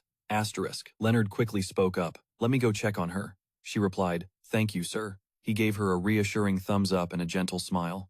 I didn't see a thing. With those words, he hurried off. Well then, I'll be taking my leave. You handle the rest. Helpless, she cried. No, wait, before slumping to the floor. Meanwhile, Azedin jumped up and ran to get his clothes. Asterisk. This is a complete disaster. Asterisk, she thought, her head aching. And so, the banquet ended in catastrophe. A week later, back in the hall, Marie brought a towel to Serena and asked, Lady Serena, is the rumor true? That you're the first woman to spend the night with His Majesty? Serena trembled slightly, then forced a laugh. What rumor? Marie continued to speak. You know, about you and His Majesty at the party. She quickly replied, we just had an urgent matter to attend to. But Marie wouldn't let it go, excitedly asking, a man and a woman. What kind of urgent matter could that be? Marie added. But they say Lady Greenwood ran away crying after seeing you two. Serena didn't hide it. That part is true, she said. But the rest of the rumor isn't true, not at all. Since that day, Lady Greenwood had locked herself in her mansion, crying and shunning society. The rumor spread through the Greenwood capital like wildfire. People whispered amongst themselves. The rumor about my secret meeting with His Majesty had spread throughout the entire palace in the blink of an eye. Marie gave Serena a mischievous smile. If even Marie knows about this, all right, I'll keep your secret. Asterisk. Is there anyone in this palace who doesn't know? Asterisk, Serena thought helplessly. Asterisk. Instead of worrying about this nonsense. Asterisk. Asterisk. I'd be better off just getting to work. Asterisk. Just then Marie asked, "My lady, where are you going?" She replied firmly, "To work." Marie teased, "You mean to see His Highness, right?" Hearing that, she turned around and shouted, "I said I'm going to work." Asterisk. My resolve lasted all of 10 seconds. Asterisk. She headed out. The National Library was located in an annex of the palace. Even though it was the National Library, because it was inside the palace, only Academy scholars or specially permitted nobles could enter. Serena thought cheerfully as she walked. Asterisk. The best thing about becoming a royal physician. Asterisk. So this is what it's like to be allowed in here. She stepped into the hall, looking around. Before she became a royal physician, coming here was just a dream. The smell of books. She was lost in a daydream. Asterisk. I'd love to visit the Greenwood family's private library someday. Asterisk. Suddenly she ran into someone. Both were surprised to see each other. It was Count Northen. He smiled at her. "We meet again." He approached her. "Lady Vincent, it's a pleasure to see you." She also gave a small curtsy in return. "Hello, Count Harrison." She smiled shyly and asked, "By the way, how do you know my name? Did His Majesty or Sir Cutter tell you?" Hearing this, he reached into his coat pocket. About that. He pulled out a sparkling badge. Turns out, Pi had stolen it from her. "I happen to see your name on this badge." She suddenly realized it was her royal physician's badge. He smiled and added, "The little one likes shiny things. I apologize if it caused you any trouble." Serena quickly replied, "Not at all, thank you. I thought I'd dropped it somewhere and spent all morning looking for it." Then she continued, "It seems you came alone today." He explained, "Pets aren't allowed in the library." He emphasized, it would be a huge problem if Pi stole a book. Hearing this, she chuckled to herself. Asterisk, a cat stealing books? He's got to be kidding. Asterisk, aloud, she said. Right, right. Serena then added, "By the way, thank you for your help at the party." He also bowed in return. "My little sister was the one causing trouble. I should be the one apologizing to you both." She gave a strained smile. "It's all in the past." The atmosphere was now a bit awkward. Asterisk, this is so awkward. Asterisk, she thought. With that, she spoke up. "If you'll excuse me, I have something to attend to." She walked away quickly, as if escaping reality. Asterisk, I'll just find that book and head to the reading room. Asterisk. He, however, stood there, slowly watching her leave. Later, Serena went to a bookshelf. Asterisk. Here it is. Asterisk. She wanted to grab a book on a high shelf, but it was just out of reach. Asterisk. Just a little more. Asterisk. Suddenly, a voice came from behind her. This one? She turned to see Northen behind her. He had already gotten the book from the shelf for her. He smiled gently. "Here you go." She stared at him blankly for a moment, then quickly took the book and backed away. "Thank you," she said, but her mind was racing. Asterisk. Wait, what is this? Is he following me? Asterisk. He spoke up, reading the title, Abnormal Phenomena in Magical Reactions. Are you researching His Majesty's condition? Yes. She quickly thought, asterisk. As a royal physician, I can't disclose His Majesty's condition, asterisk. Then she bowed and said, No, it's just a personal interest. He asked further, So, you're curious as an awakened person would be? She smiled and replied, Not at all. Asterisk. There's no need to reveal that I'm an awakened who can't use magic. Asterisk. Hearing that, he turned to the bookshelf to look for something. In that case, I'll recommend a book for you. She was confused. Asterisk. Huh? When did I ask him to pick a book for me? Asterisk. He handed her the book he'd found and explained. The book you chose is more like a case log than an explanation of the phenomeno's causes. Asterisk abnormal phenomena in the awakened. Asterisk. She opened it, skimmed through, and thought, asterisk. Wow, this is really detailed. Asterisk. Asterisk. This is exactly what I was looking for. Asterisk. She spoke up. Thank you, Count. She was deeply grateful. I'm not very familiar with finding books on magic, since I'm not an awakened person. But this book is truly helpful. He smiled brightly in response. I'm very glad it's useful to you. I can't use much magic myself. Suddenly, she seemed to remember something. Oh, right. The documents you helped me restore, she began. When I checked them, they were wet again. More accurately, I didn't even realize it at first. So I had to request a reissue, she asked curiously. Could it be because we're inside the royal palace? Since there's a large magic field here, it's difficult for spells to hold. Hearing that, he bit his lip and thought. Asterisk impossible. Asterisk. Meanwhile, Serena felt bad for her slip of the tongue. In her mind, she thought, asterisk, geez, his magic is so weak, asterisk. He, however, was muttering, I didn't mean for that to happen. He was still thinking. The magic was dispelled. She immediately replied, that's right. She tried to explain her slip of the tongue. Since this is the Imperial Palace, the magic field must be very strong. It's understandable that I couldn't use my full power, right? She added, even high-level mages make mistakes. Hearing this, he replied, that makes sense. Serena gave a forced smile. Right? She thanked him again. In any case, you helped me restore the documents. You fixed my insignia and even helped me find my book. I'm truly grateful. After saying that, she offered again, is there anything I can help you with? Is your physical condition normal? He replied gently, not really. I might look fine on the outside, but I'm not doing too well. I'm buried in books and research all day until my eyes get blurry. After speaking, he smiled to bid her farewell. Unfortunately, I have to go now. I appreciate the kind thought, royal physician. Here is my card. She took the card and smiled. Yes, so I should send my thanks to you through this? Fearing she had misunderstood, he quickly explained, that's not what I meant. If you need book recommendations in the future, don't hesitate to contact me. I've read all the books here. She was extremely grateful. Thank you so much. He smiled, turned, and left, while she stayed in the library to continue reading. Serena held the badge, deep in thought. Asterisk. He doesn't seem like a bad person. He could have sent someone to return this, but he came in person. Asterisk. She looked at the book. Asterisk. Was I being too sensitive? Asterisk. With that thought, she turned to leave. Humming to herself, she mused. Asterisk. Well, I'll just read for now. Asterisk. She held the book, her expression excited. Asterisk. This book is amazing. The explanations are so thorough, and the notes are perfectly organized. Asterisk. Asterisk. And so I ended up checking it out. Asterisk. Back in her office, she thought, asterisk. I'll look for the other materials cited in this book. Asterisk. Suddenly, she noticed a letter on her desk. She was surprised. Asterisk. Did Mary bring this? What's this letter about? Asterisk. She picked it up doubtfully. Asterisk. But I'm not in contact with anyone. Asterisk. She began to open it. To Serena, the Viscount wishes to see you. Come to the estate as soon as possible. The Vincent family. After reading it, she realized it was from the Viscountess. She clutched the letter tightly, seething. Asterisk. They still think I'll come running the moment they call.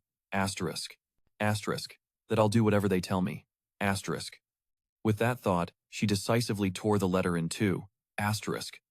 I'm a little surprised the Viscountess contacted me first. It feels like I'm living a completely different life. Asterisk. Compared to my past life, I was appointed as a royal physician, received the violet ring, and even attended a banquet as the emperor's partner. She recalled her past life, her heart in turmoil. Asterisk. Would a runaway, abandoned child be happy to return in glory? Asterisk. She sneered, her eyes looking terrifying. Asterisk. Family? What family? Leaving that place was the best decision of my life. Asterisk. She recalled the past. Serena, from today on, her mother said, taking her hand, you will live here. Back then, she was an innocent child, full of curiosity. Her mother pushed her shoulder. Hurry, go inside. She recalled, asterisk, I was so curious why my mother suffered from stomach aches and insomnia, yet I was the only one who had to live with father. That question was answered the very first day I set foot in the Vincent household. Asterisk. A family portrait, with no trace of my mother or me. The lady of the house spoke loudly as Serena stared at the painting. Hey, what are you staring at? She said spitefully. Follow me so you can see your room. She dragged her away violently. Asterisk. Yes, in front of everyone I was invisible. Asterisk. She shoved her into a room and yelled, you'd better stay in your place and not cause any trouble, you hear me? Asterisk. I wasn't welcome at all. Asterisk. Asterisk, Mom. I've really been abandoned. Asterisk. And so, I was thrown into the most dilapidated attic. I had to fend for myself because no one cared. Asterisk. Scrounging for leftovers, always watching my back. I have to survive. Asterisk. Serena's memories continued. She remembered a sunny day when she was gardening and exclaimed, it's so hot. Meanwhile, the rest of the family was laughing and having fun. They called her a lowly parasite, a freeloader. During my time with the Vincent family, I heard countless insults. But I had to grit my teeth and endure it, so I wouldn't be consumed by them. I wanted to leave that place as fast as possible. I wanted to live my own life. My escape was to enter the academy, but since I couldn't attend classes, I had to teach myself everything. It was the best I could do. She studied until her nose bled. During the day, I did all the chores. Then I'd stay up all night, studying until dawn. Every day was the same, until one autumn day when I was 17. That day at the Vincent estate, Lydia gleefully showed off a letter. I got a letter from the academy. Lydia's mother was overjoyed. Oh, my daughter, come here. You got in, didn't you? Of course. Whose daughter do you think I am? Serena stood silently. It was always like this. Lydia, based on the results of the entrance exam. Suddenly, a loud scream rang out. What? She stared at the letter and shrieked at Serena. Why was I rejected? Did they mix up my results with yours? She lunged forward and snatched the letter from Serena's hand. Give it to me. The letter read, Serena, based on the results of the entrance exam, congratulations on your acceptance as the top-ranking student. Hearing this, she was stunned. Lydia's mother's eyes went wide. Impossible. How could someone like you? Lydia, also horrified, chimed in. There must be a mistake, her father. But Serena was overjoyed. Asterisk, I did it. I'm the top student. I won't have to worry about tuition. Asterisk. Asterisk. I really did it on my own. Asterisk. That night, in a room in their old house, Serena's father was cleaning when he heard a voice from inside. Thank you, father. Her father said nonchalantly, I've invested a lot of money in this, so you'd better graduate properly. Not long after, her uneasy feeling became reality. Later, Serena held a letter from the academy, bewildered. Asterisk. A letter from the academy? Why? They already sent the enrollment information. Asterisk. The letter read, although your academic performance is commendable, however, it does not align with our academy's regulations.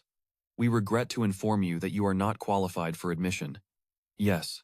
She held the paper, trembling helplessly. Asterisk. Not qualified? Impossible. I definitely had the highest score. Asterisk. She remembered her father's words.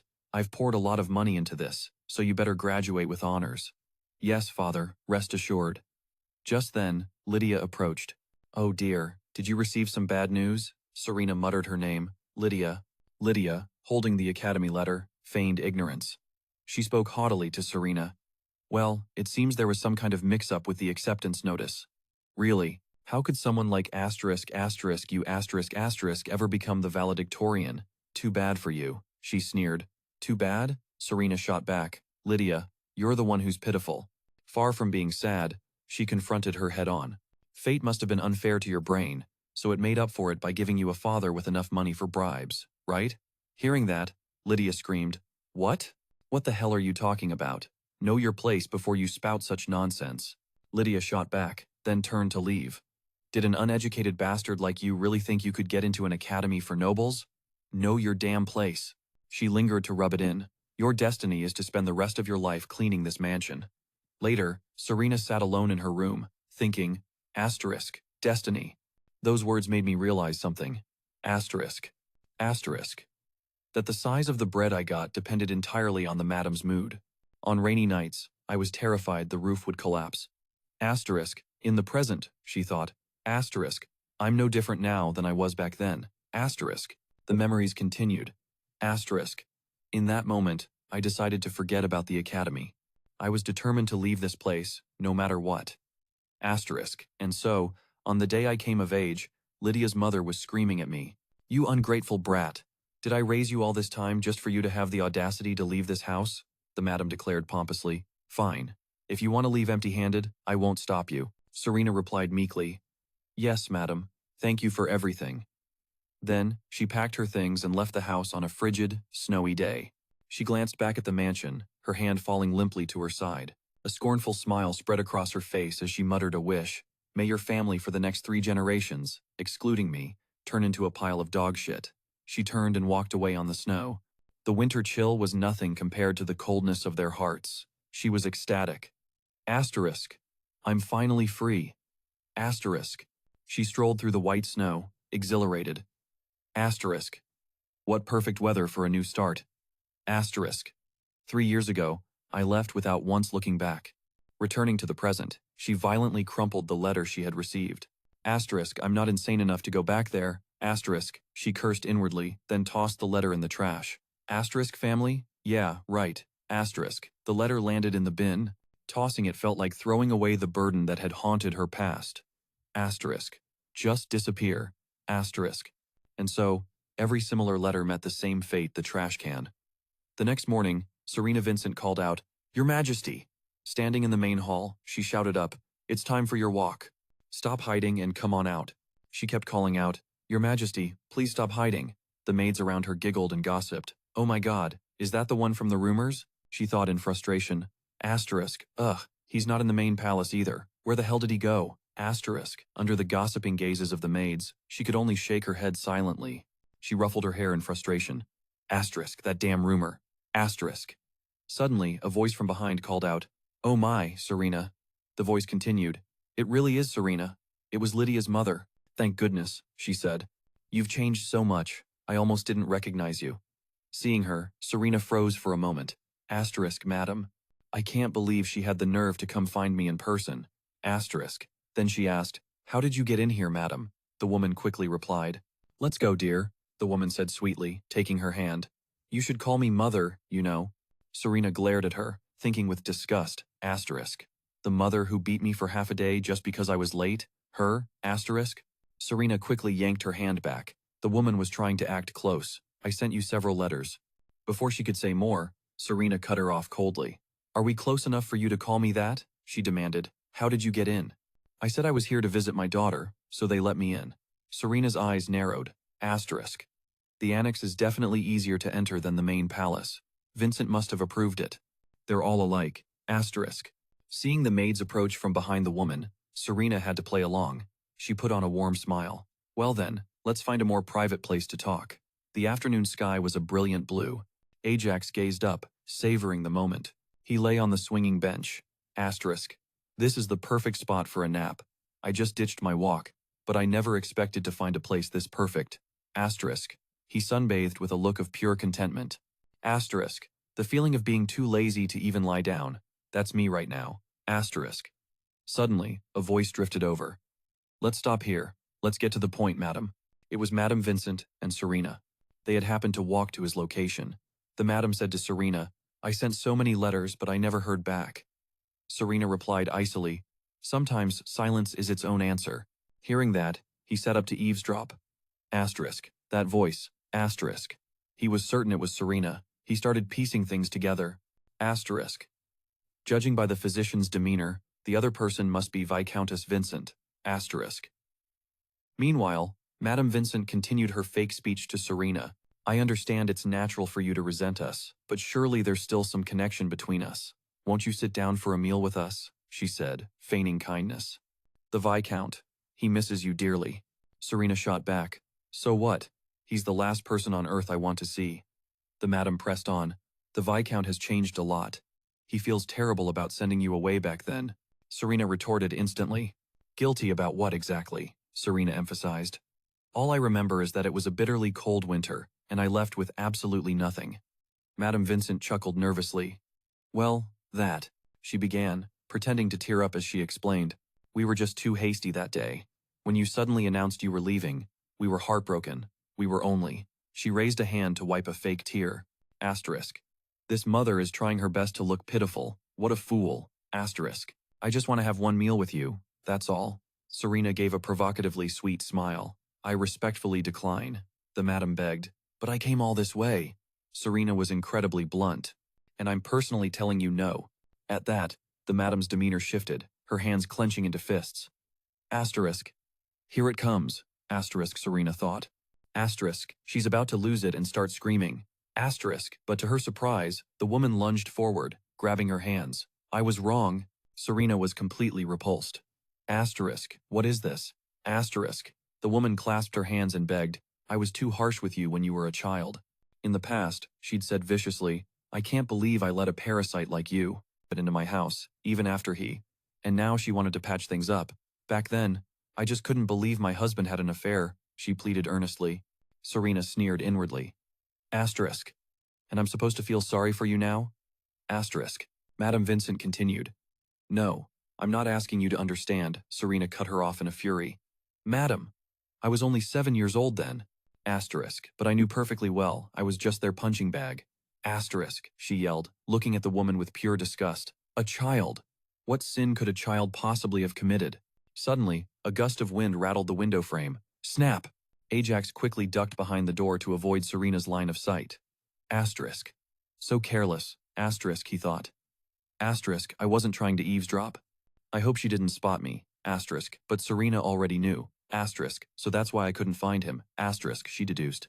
Asterisk, when did he get here? Why is he over there? Asterisk, she wondered. She turned back to the conversation, her mind still buzzing. Asterisk, I'll just pretend I didn't see anything. Asterisk. Madame Vincent was still begging. Just one meal. The woman rushed toward her.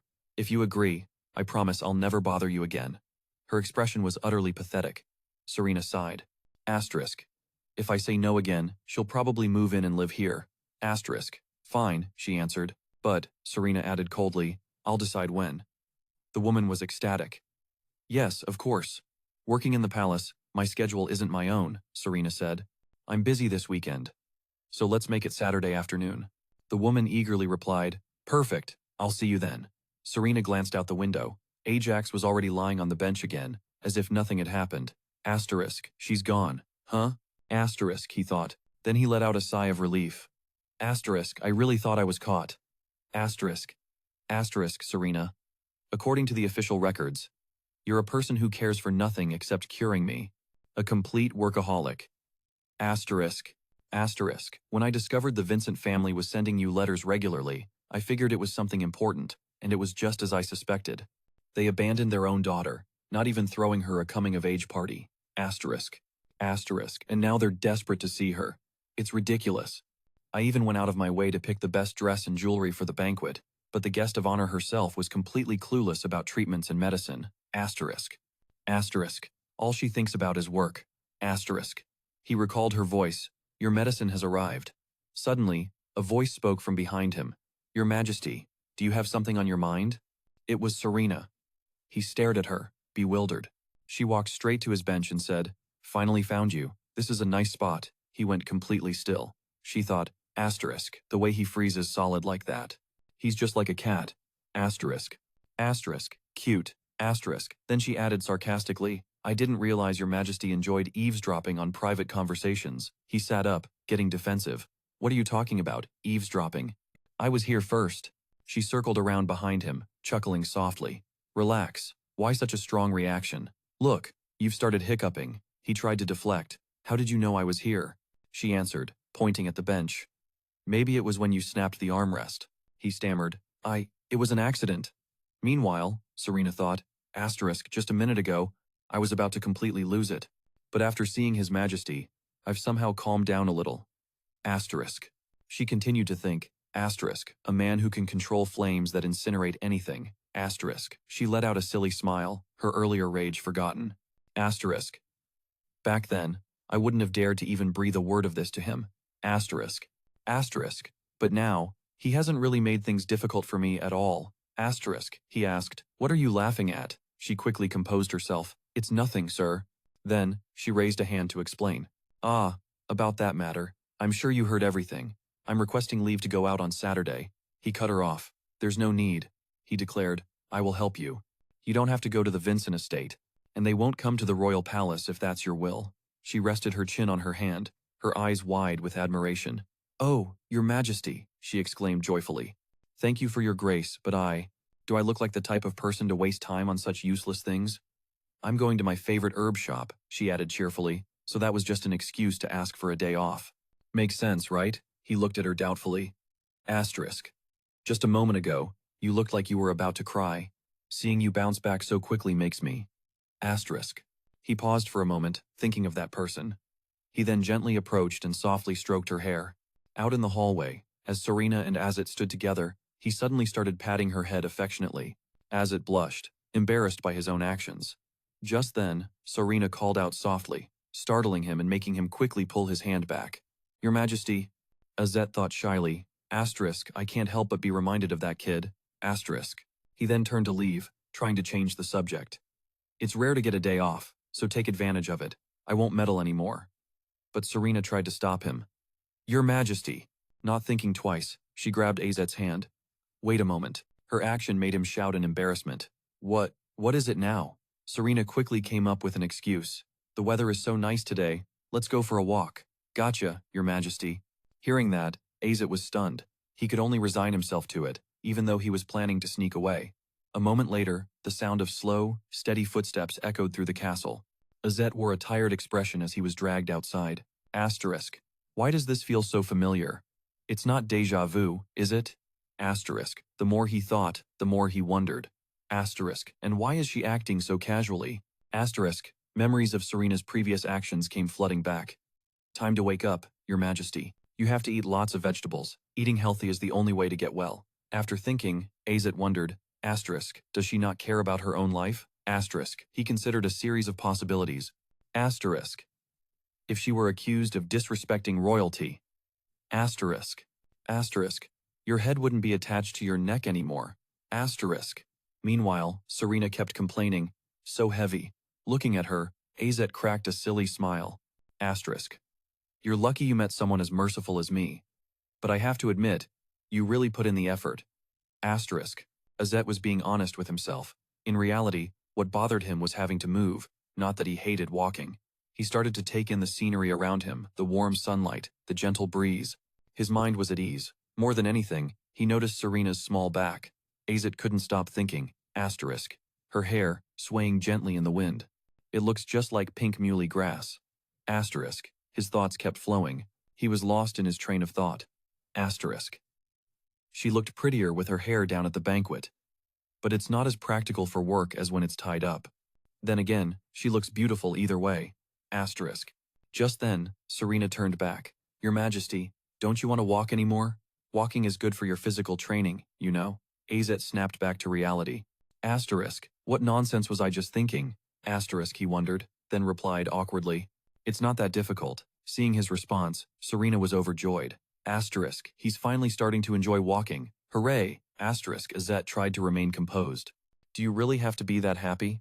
Even so, she replied in a perky voice. Asterisk. It's so obvious. Asterisk. Serena happily explained. I'm just glad to see Your Majesty's health is improving. When I'm not here, please don't forget to take a walk on the weekends, okay? His face flushed at her words. He replied gently, I know. That Saturday morning, at a place called Wicked Pharmacy, Serena went to the herbal shop to buy some medicine. She sighed wearily. Asterisk. The shop's name is still Wicked Pharmacy. It sounds so shady, doesn't it? Asterisk. As the door opened, a clear voice called out, Welcome. A young boy, Levin, sat inside and exclaimed brightly, Sister Serena. Serena greeted him warmly. Levin, long time no see. How have you been? She looked at him and thought, asterisk, Levin is the only son of the couple who owns this shop. I guess you can name your shop anything. Asterisk. Asterisk. But you have to give your kid a cool name. Asterisk. Serena approached him with a compliment. You've grown so fast. I brought you a gift. It was a cake from a nearby shop. Levin politely took it with a smile. Thank you, sister. It looks delicious. Looking around, Serena asked curiously, Are you here by yourself? Where are Uncle Kenzo and Aunt Elda? Levin quickly replied, My dad went to gather herbs, and my mom is making a delivery to the Gofton Guild. Serena's old memories came flooding back. Asterisk Uncle Kenzo and Aunt Elda, the shop owners. They were the ones who nurtured my passion for medicine when I was a child. Asterisk, so smart. You're a genius. Asterisk, when I left home with nowhere to go, they took care of me and helped me become independent. They're not just my benefactors, they're like parents to me. That's why I still visit them occasionally after joining the palace. Asterisk, to avoid getting sidetracked, Serena got straight to the point. Levin, could you please find the ingredients on this list for me? He eagerly agreed. Okay, just give me a second. Watching him, Serena praised him in her mind. Asterisk, he's growing up so fast. Asterisk, she glanced around, wondering. Asterisk, is there anything else I need? Asterisk. Serena grew more worried as she thought about Azet. Asterisk. On the anniversary of his mother's death, His Majesty becomes more sensitive, and his illness gets worse. He won't eat or sleep at all. Asterisk. This made her even more determined. Asterisk. This time, I will be perfectly prepared. Asterisk. Suddenly, a voice interrupted her thoughts. Serena? Jack asked in a grumpy tone. Where's the shopkeeper? Serena was at a loss for words. Asterisk. Who is this guy? Asterisk. Jack's footsteps grew heavy as he pulled out a chair and sat down comfortably. Thankfully, Levine finally reappeared. Sister! Serena was relieved to have a distraction. You're back. He was staggering under the weight of several large boxes. I got them, right? Her jaw dropped. Oh my goodness. Serena rushed to help, feeling guilty. I'm so sorry, Levin. I forgot to say you only needed to check the inventory. I was going to place the order later, but the generous Levin didn't mind. No wonder there was so much. It's okay, he said. Yes, I'll have them sent to the royal palace.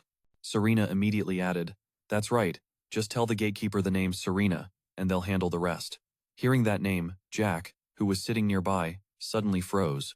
Levin, on the other hand, shouted in admiration, That's so cool. I just have to mention your name. Suddenly, Jack repeated the name, making Serena freeze. Serena? She instinctively turned to look at him and asked, Do you know me? Jack maintained his icy expression and replied nonchalantly, Nope, don't know you. Hearing that, she grew wary. Asterisk. Does he have to be so rude on our first meeting? Asterisk. Jack continued to jest. Weren't you the one who started it? Serena's impression of him soured. Asterisk. What kind of guy is he? Asterisk. She tried to calm herself. Asterisk. Calm down. He's probably just a flirt who heard some rumors and decided to tease me. Asterisk. Just then, Levin noticed him. Jack, when did you get here? That name gave Serena a headache.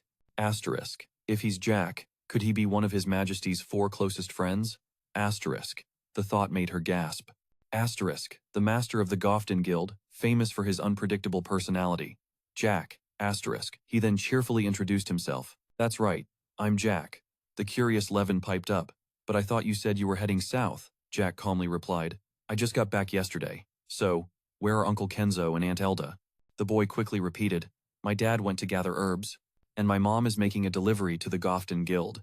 Hearing that, he instantly remembered. Ah, that's right. Today's the delivery day. Then, Jack suddenly turned his gaze to her. Hey, he said, while Serena was still silently observing him. Jack suddenly got excited. The rumors are true after all. A beauty's looks are indeed no trivial matter. Serena. Serena just gave a vague reply, thinking, asterisk, right. What's with this guy and his constant teasing? Asterisk.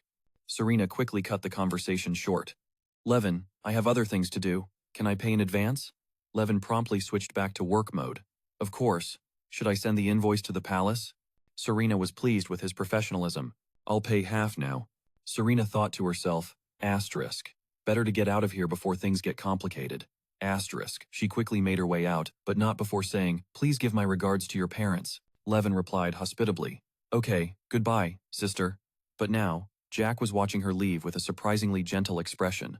The second destination of the day. Later, Serena sat waiting in a room. She felt a mix of emotions. Asterisk. Is this too abrupt? Even though I did send word in advance. Asterisk. Suddenly, the door opened. Startled, Serena looked up. Northen entered with a smile. We meet again, Lady Vincent. I didn't expect you to visit my office. I must admit, I'm a bit surprised. Northen and Serena began their conversation. He began, I didn't expect to see Lady Vincent again so soon. Thank you for visiting, she replied tactfully.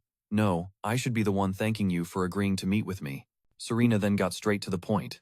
Actually, after reading the book you recommended, I have a few questions. Northen asked elegantly, What are you unsure about? Serena then carefully presented her question.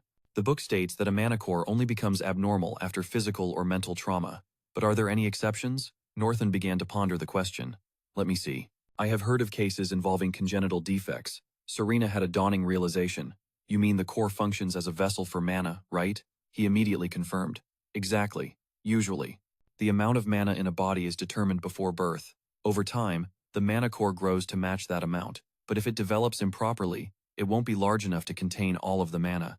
Sometimes they're too small, or don't even function at all. Serena caught on immediately. I understand. It's like your clothes not fitting anymore because you've outgrown them. But then, her expression grew a little sad. Asterisk. But if the core was defective from the start, its imprint should be very faint, while His Majesty's is incredibly clear. Moreover, his mana core is unbelievably strong. Let me try it. Asterisk. Asterisk.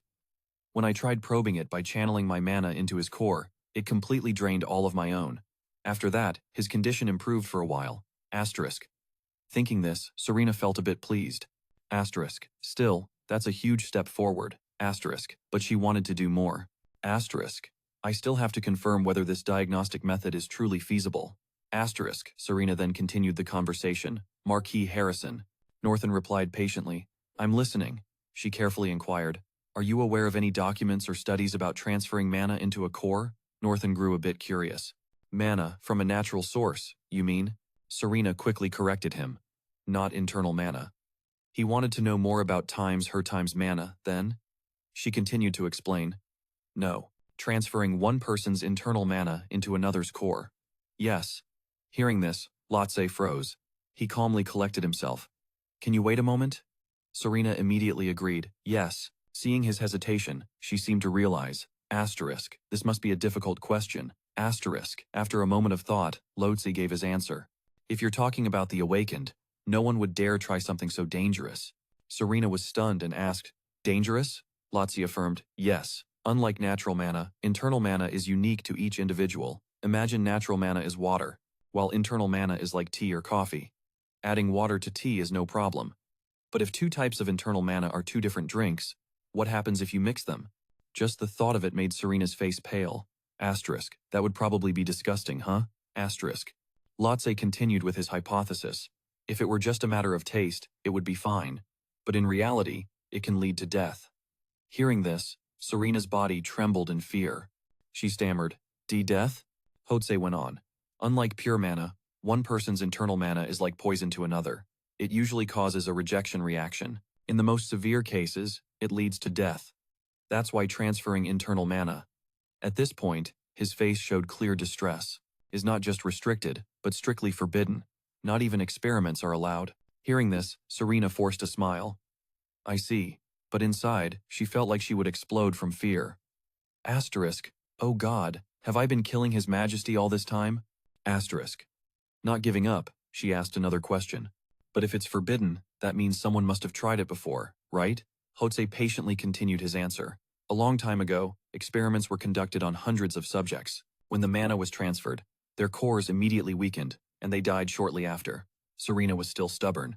Were there no exceptions among them? His answer completely cornered her. Not a single one. Hearing this, Serena became pensive. If that's the case, it's somewhat of a relief.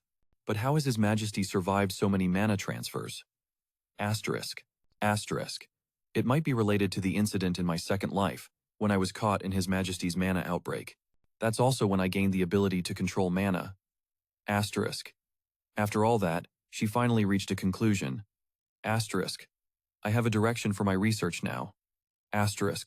Suddenly, Serena became determined. Count, could you recommend any materials related to mana core outbreaks? Her determination surprised Lotse. Yes, he immediately agreed. Of course, if you have to care for awakened patients, you'll need a lot of magical knowledge. Serena could only grit her teeth and bear it. Think whatever you want. Yes. Hotse quickly replied, reassuring Serena. I'll have my secretary send the materials to you later. Is it this late already? With his business done, he took the opportunity to ask, if you haven't eaten, would you like to have a meal with me? Hearing this, Serena politely declined. Thank you for the invitation, but I have a prior engagement. Lotse could only acquiesce.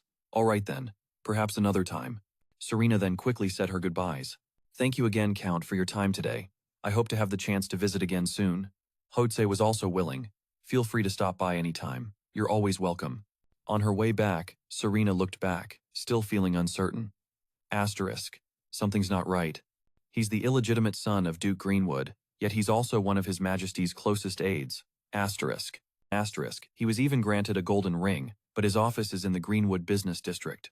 Thinking about it, Count Harrison's golden ring is 2 ranks lower than the red ring of Count Lowell and Knight Cutter. Golden ring. The authority to represent the Emperor outside the Empire and to freely cross borders. Red ring. Includes all the above powers, plus the authority to command the Royal Elite Knights. In an emergency. However, the golden ring has no military command authority. The more she thought about it, the warier she became. Well, he's not a knight, so he doesn't need a red ring. But what about the rumor that His Majesty sends someone to watch him? Every time he leaves the Empire, better safe than sorry. As Serena's figure gradually disappeared, Lotse was still watching her intently from the mansion above. Her final destination for the day was the place Serena had once left. The Vincent estate. Although she was returning, Serena felt very uncomfortable. This is the first time I've come back to this place since that day. Let me try to remember why I even agreed to this. This time, the household staff suddenly greeted her warmly. Welcome, Lady Serena. What a fake smile. We have been eagerly awaiting your visit today, the butler began to flatter her. It's been a while, You've grown even more beautiful, my lady. This way, please. Serena was taken aback by their attitude. Asterisk. What is this situation? Asterisk. Dark memories from the past flooded back. Asterisk. They used to ignore and mistreat me. Asterisk. Asterisk. And now they're calling me Lady Serena? Asterisk. The butler eagerly led the way for Serena. The dining room is still being prepared. I will guide you to the premium room. She thought disdainfully. Asterisk. Go on, put on a show. I'll watch. Asterisk. Then, Serena slowly opened the door and stepped inside. She couldn't help but be amazed by the magnificent room. Serena silently assessed it. Asterisk. Luxurious furniture, elegant wallpaper, fresh flowers, and masterpieces on the walls. Nothing has changed. Asterisk. Asterisk. They had this much money, so why didn't they fix the ceiling for me back then? Every time it rained, the room would flood. Asterisk. At that moment, the butler continued his duties. Do you require anything else, my lady? Serena replied coldly. No, I'll just read for a bit. Hearing this, he knew to take his leave. Very well, I will go prepare some tea. Afterwards, Serena carefully took down a neatly placed book. She stared at it intently, then mused. Asterisk. I thought coming back here would be painful and suffocating. But maybe because I've been reborn twice, this doesn't bother me as much as I thought it would. Asterisk. Her thoughts were interrupted by a commotion. Wait, miss. If you do that, the madam will. A haughty voice replied. Get out of my way. An uninvited figure barged into Serena's room. She spoke in a mocking tone. Well, look who it is. The nasty Lydia began to provoke her. Our esteemed guest from the royal palace has graced us with her presence. Serena's expression immediately hardened. She said coldly, Lydia. In the room, Lydia's shrill voice rang out. You still like to read, huh? Stuck with that royal physician job that barely pays a few silver coins. Serena didn't back down either. A few silver coins? You love money so much, don't you? So much that you had to buy your way into the academy. Lydia was so provoked, she was speechless. What? Serena kept a cool head to retort. Hit the nail on the head, didn't I? You were expelled, right? Enraged, Lydia shouted defensively. Get it straight, I dropped out on my own. Serena cut in to assert her dominance. Oh? Such a waste of money. You must have a lot of it. If you hadn't dropped out, we might have met again in the palace. What a shame. Seeing she couldn't win the argument, Lydia retorted sarcastically, making it into the royal palace. Must feel like you've hit the jackpot, huh? Serena just calmly jabbed back, infuriating her. Is that so? By the way, have you been to the Croton National Library? Oh, that's right. I forgot. You dropped out, so how could you go there? Despite this, Lydia still forced a smile. You still feel inferior to me, don't you? You're twisting my words. As soon as she finished, Serena added, Lydia. Then Serena feigned a friendly tone, as if giving a reminder. People only feel insecure when they're in front of someone better than them. Why would I feel inferior to someone who had to throw money around just to get into the academy, and then got expelled for being too stupid? Asterisk bullseye. Asterisk, she gritted her teeth. You. Then Lydia made her move, trying to throw water on Serena. You filthy bitch. But Serena quickly used the book to defend herself. Let's see who's filthy. The water deflected off the book and splashed back into Lydia's face. She cried out in pain. What did you do? It's hot. The maids rushed over to check on her. My lady, are you all right? Serena smirked victoriously. Asterisk. This is what you call the power of knowledge. Asterisk. Lydia flew into a rage, cursing. Are you crazy? Serena cleverly replied. It's cold tea, but you're acting like it's boiling water poured on your lap. Enough talk. Go change your clothes. But Lydia wouldn't let it go. Where do you think you're going? I'm not done talking to you. Serena just sighed in exasperation. Lydia, do you think I came here for no reason? She began to raise her voice, reminding her, it was the madam who earnestly begged me to come. I couldn't bring myself to refuse. So you'd better get a grip and calm down. Those last words made Lydia's face turn pale. With that, Serena silently turned and left, leaving Lydia to scream by herself in the room. Damn it. At the estate, Serena still felt uneasy. Asterisk. She was always so arrogant when we were kids. Asterisk. Asterisk. Her attitude is no different from Mr. Vincent's, maybe even worse. Asterisk. Suddenly, a golden light caught Serena's attention. Asterisk. Ah, this garden is still the same as before. Asterisk. Memories flooded back one by one of the times she had painstakingly planted flowers, or the endless conversations they had together. Serena was now filled with sorrow. Asterisk. I'm no different from a gardener. Asterisk. But then she sighed and turned away, as if wanting to let it all go. Asterisk, I hope today is the day I can finally sever all ties with this family. Asterisk. In the room ahead, the sound of music could be heard. Inside, everything was neatly arranged, and next to it was a table laden with a lavish feast. Inside, although everyone was present, the atmosphere was extremely awkward, but Serena maintained a respectful demeanor. It's been a long time, Viscount. Vincent also gave a polite welcome. All right, it was a long journey. Come and sit next to me. Seeing this, Lydia became agitated. Father, Tyler quickly stopped her. Lydia. Lydia glared venomously at Serena. Asterisk, I see. The seat where Lydia usually sits is empty. He's that desperate to get close to someone from the royal palace. Asterisk. Asterisk, is that it? Asterisk. Serena then obeyed him and sat down. I heard you wanted to see me. Viscount Vincent recounted. I sent for you many times, but you didn't come. Even if you're busy with work in the palace, you should still think of your family. Your father called for you. Hearing his words, Serena found it laughable. Asterisk family? Asterisk. Suddenly, she couldn't help but laugh out loud. Then, she silently made a decision. Asterisk. I'll make sure you never even think about contacting me again. Asterisk. Then she smiled brightly at everyone. You, of all people, know best that I wasn't raised properly, don't you? Hearing this, Viscount Vincent was left speechless. Tyler was visibly annoyed. What? You get a little promotion and suddenly you're this arrogant? But Serena cleverly explained. Of course not. Isn't it because of this that I'm able to dine with the whole family? Provoked, Tyler snapped. You dare. Before he could do anything, he was stopped. Be quiet. Viscount Vincent got straight to the point. How is life in the palace? I hear His Majesty values you greatly. Serena reluctantly answered. Not exactly. If anything, he's always avoiding me. Asterisk. Don't even think about using me. Asterisk. But in her heart, she felt a sense of relief thinking about Asterisk. He hates walking more than anyone on earth. Asterisk. Hearing this, Lydia seized the opportunity to press further. See, father? I told you the rumors weren't to be trusted. Asterisk. I doubt a rumor like that would start for no reason. Asterisk. Serena decided to play along with her. Lydia is right. I'm just a court official. But it's true that on my first day in the palace, I became His Majesty's personal physician and was even granted a title. Only then did Viscount Vincent begin to reveal his true intentions. You know, I've always treated you well, don't you, Serena? Hearing this, Serena just coldly retorted, Me? Inwardly, she cursed him.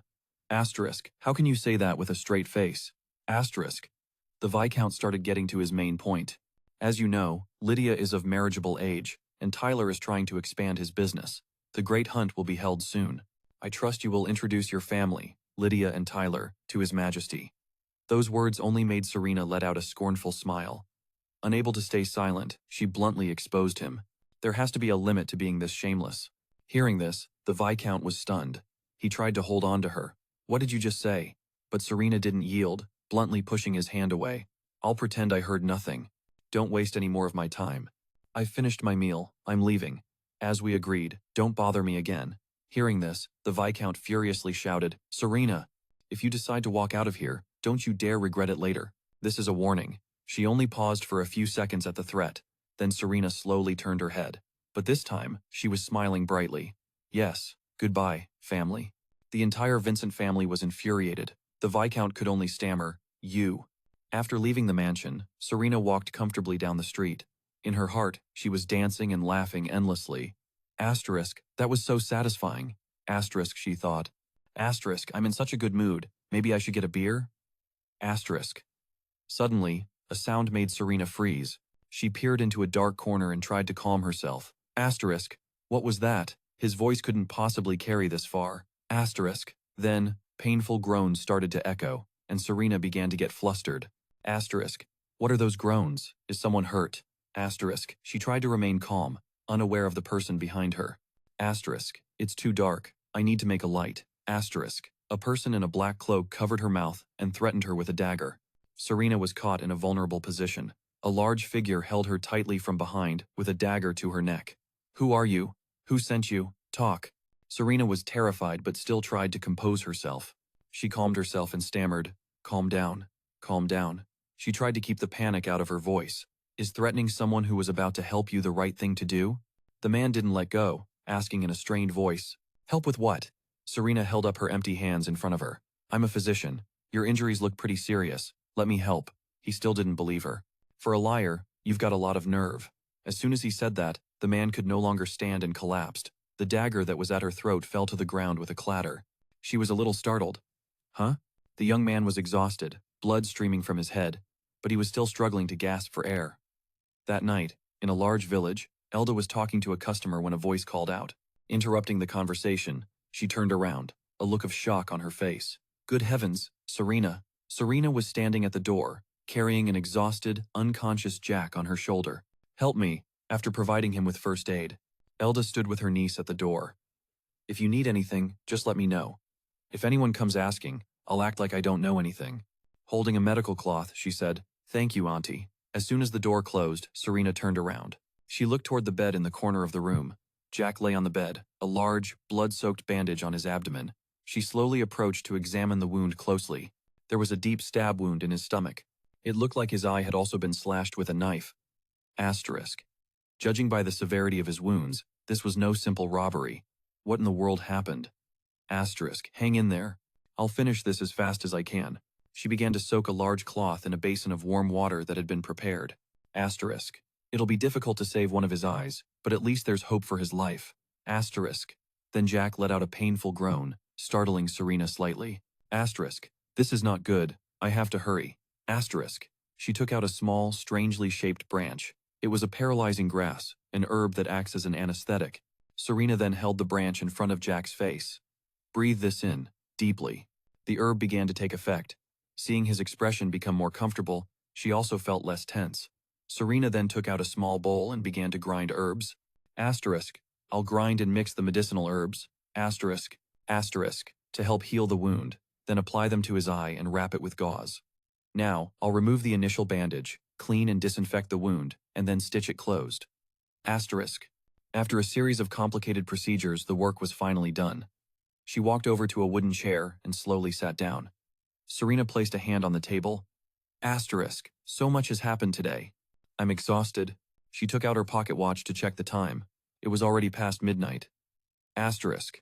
What do I do now? It's past curfew, so I can't return to the palace. Asterisk. Asterisk. But I stayed behind to save someone's life. Besides, his condition is quite serious. Will the Prime Minister be angry with me? He told me I had to be back before midnight. I'll just put that aside for now. Asterisk. Asterisk. So, should I report this to His Majesty? Probably not. Asterisk. As dawn broke, Az was already awake, sitting quietly in bed. He looked down at the blanket draped over his lower half. Asterisk. Why hasn't she come yet? It's already past the time for this morning's checkup. Asterisk. An image of Serena sleeping soundly in her small bed involuntarily popped into Az's mind. Asterisk. Is she sleeping in after her rare outing? Or does she think she deserves a bit more rest? Asterisk. He was being a little narcissistic. He imagined the scene of her praising him for waking up early. Asterisk. I can't believe Your Majesty woke up even earlier than his own physician. I'm truly in awe.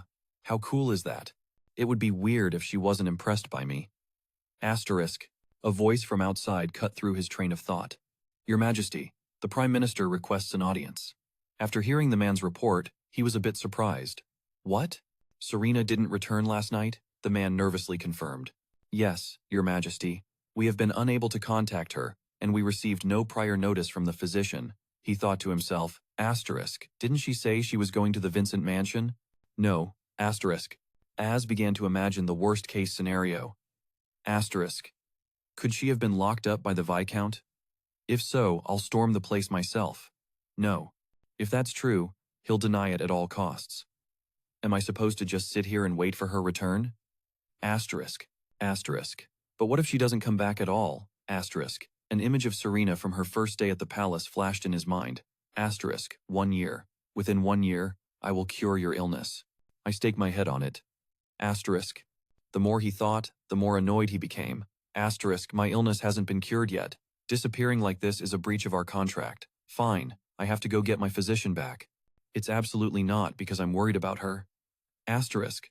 Az slammed his hand on the table in anger. The other man cried out in fear, Your Majesty, this servant is worthy of death. He turned to the person beside him. Leonard, I am here, Your Majesty. Az's next words made Leonard unable to believe his own ears. It's been a while since we went out incognito, hasn't it?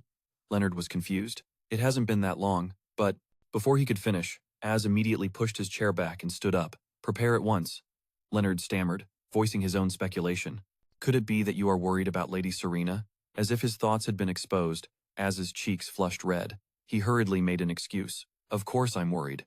No, I mean, I want to inspect the populace to understand the people's will. Seemingly realizing he'd said too much, he said in a low voice, Leonard. Leonard had no choice but to shut his mouth. Yes, Your Majesty's magnanimity toward the people is truly admirable. As if waiting for just that, Az immediately ordered the trip to begin. Goes without saying. We leave immediately. Go outside and wait for me. Leonard immediately replied, as you command. Asterisk, so the rumors were true after all. Asterisk. Asterisk. His Majesty truly values Lady Serena. Asterisk. Although he acted tough on the outside, deep down, he was incredibly worried about her. Asterisk. Serena. Please, you must return safely. Asterisk. At the Vincent family's mansion, the place he was supposedly inspecting, a formally dressed young woman stepped forward. I am honored to meet you, Your Majesty.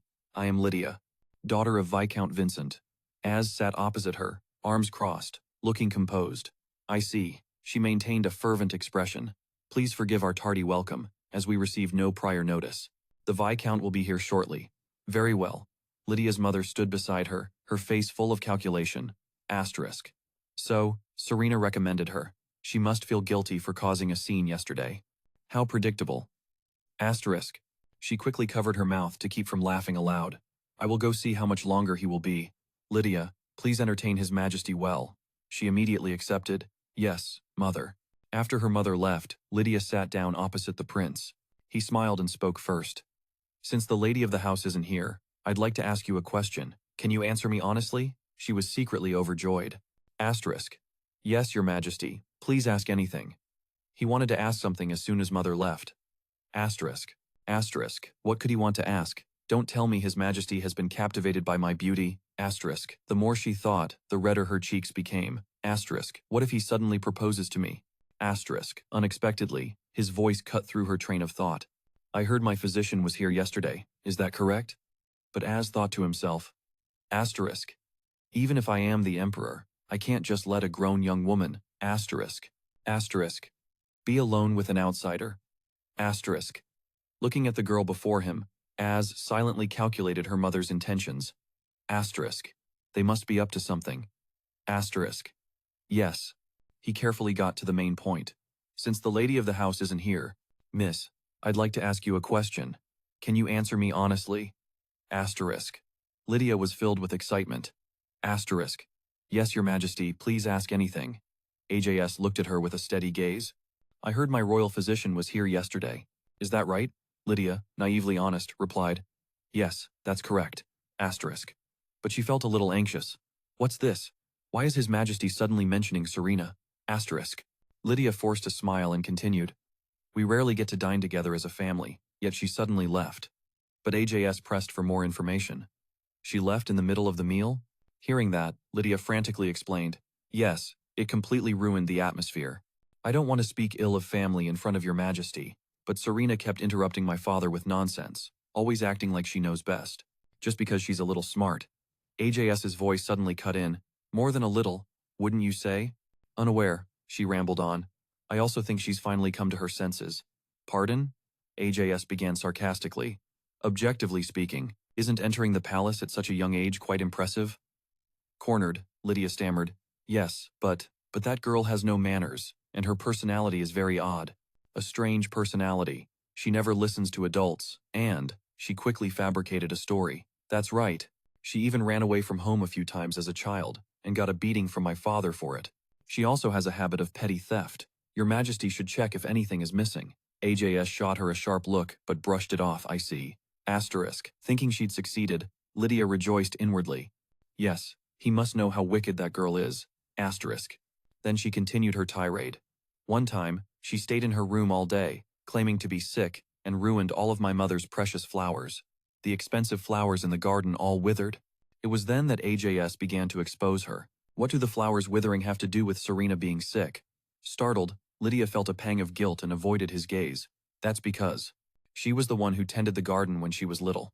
The young miss tended the garden? What about the servants? Serena enjoyed that kind of work. Yes.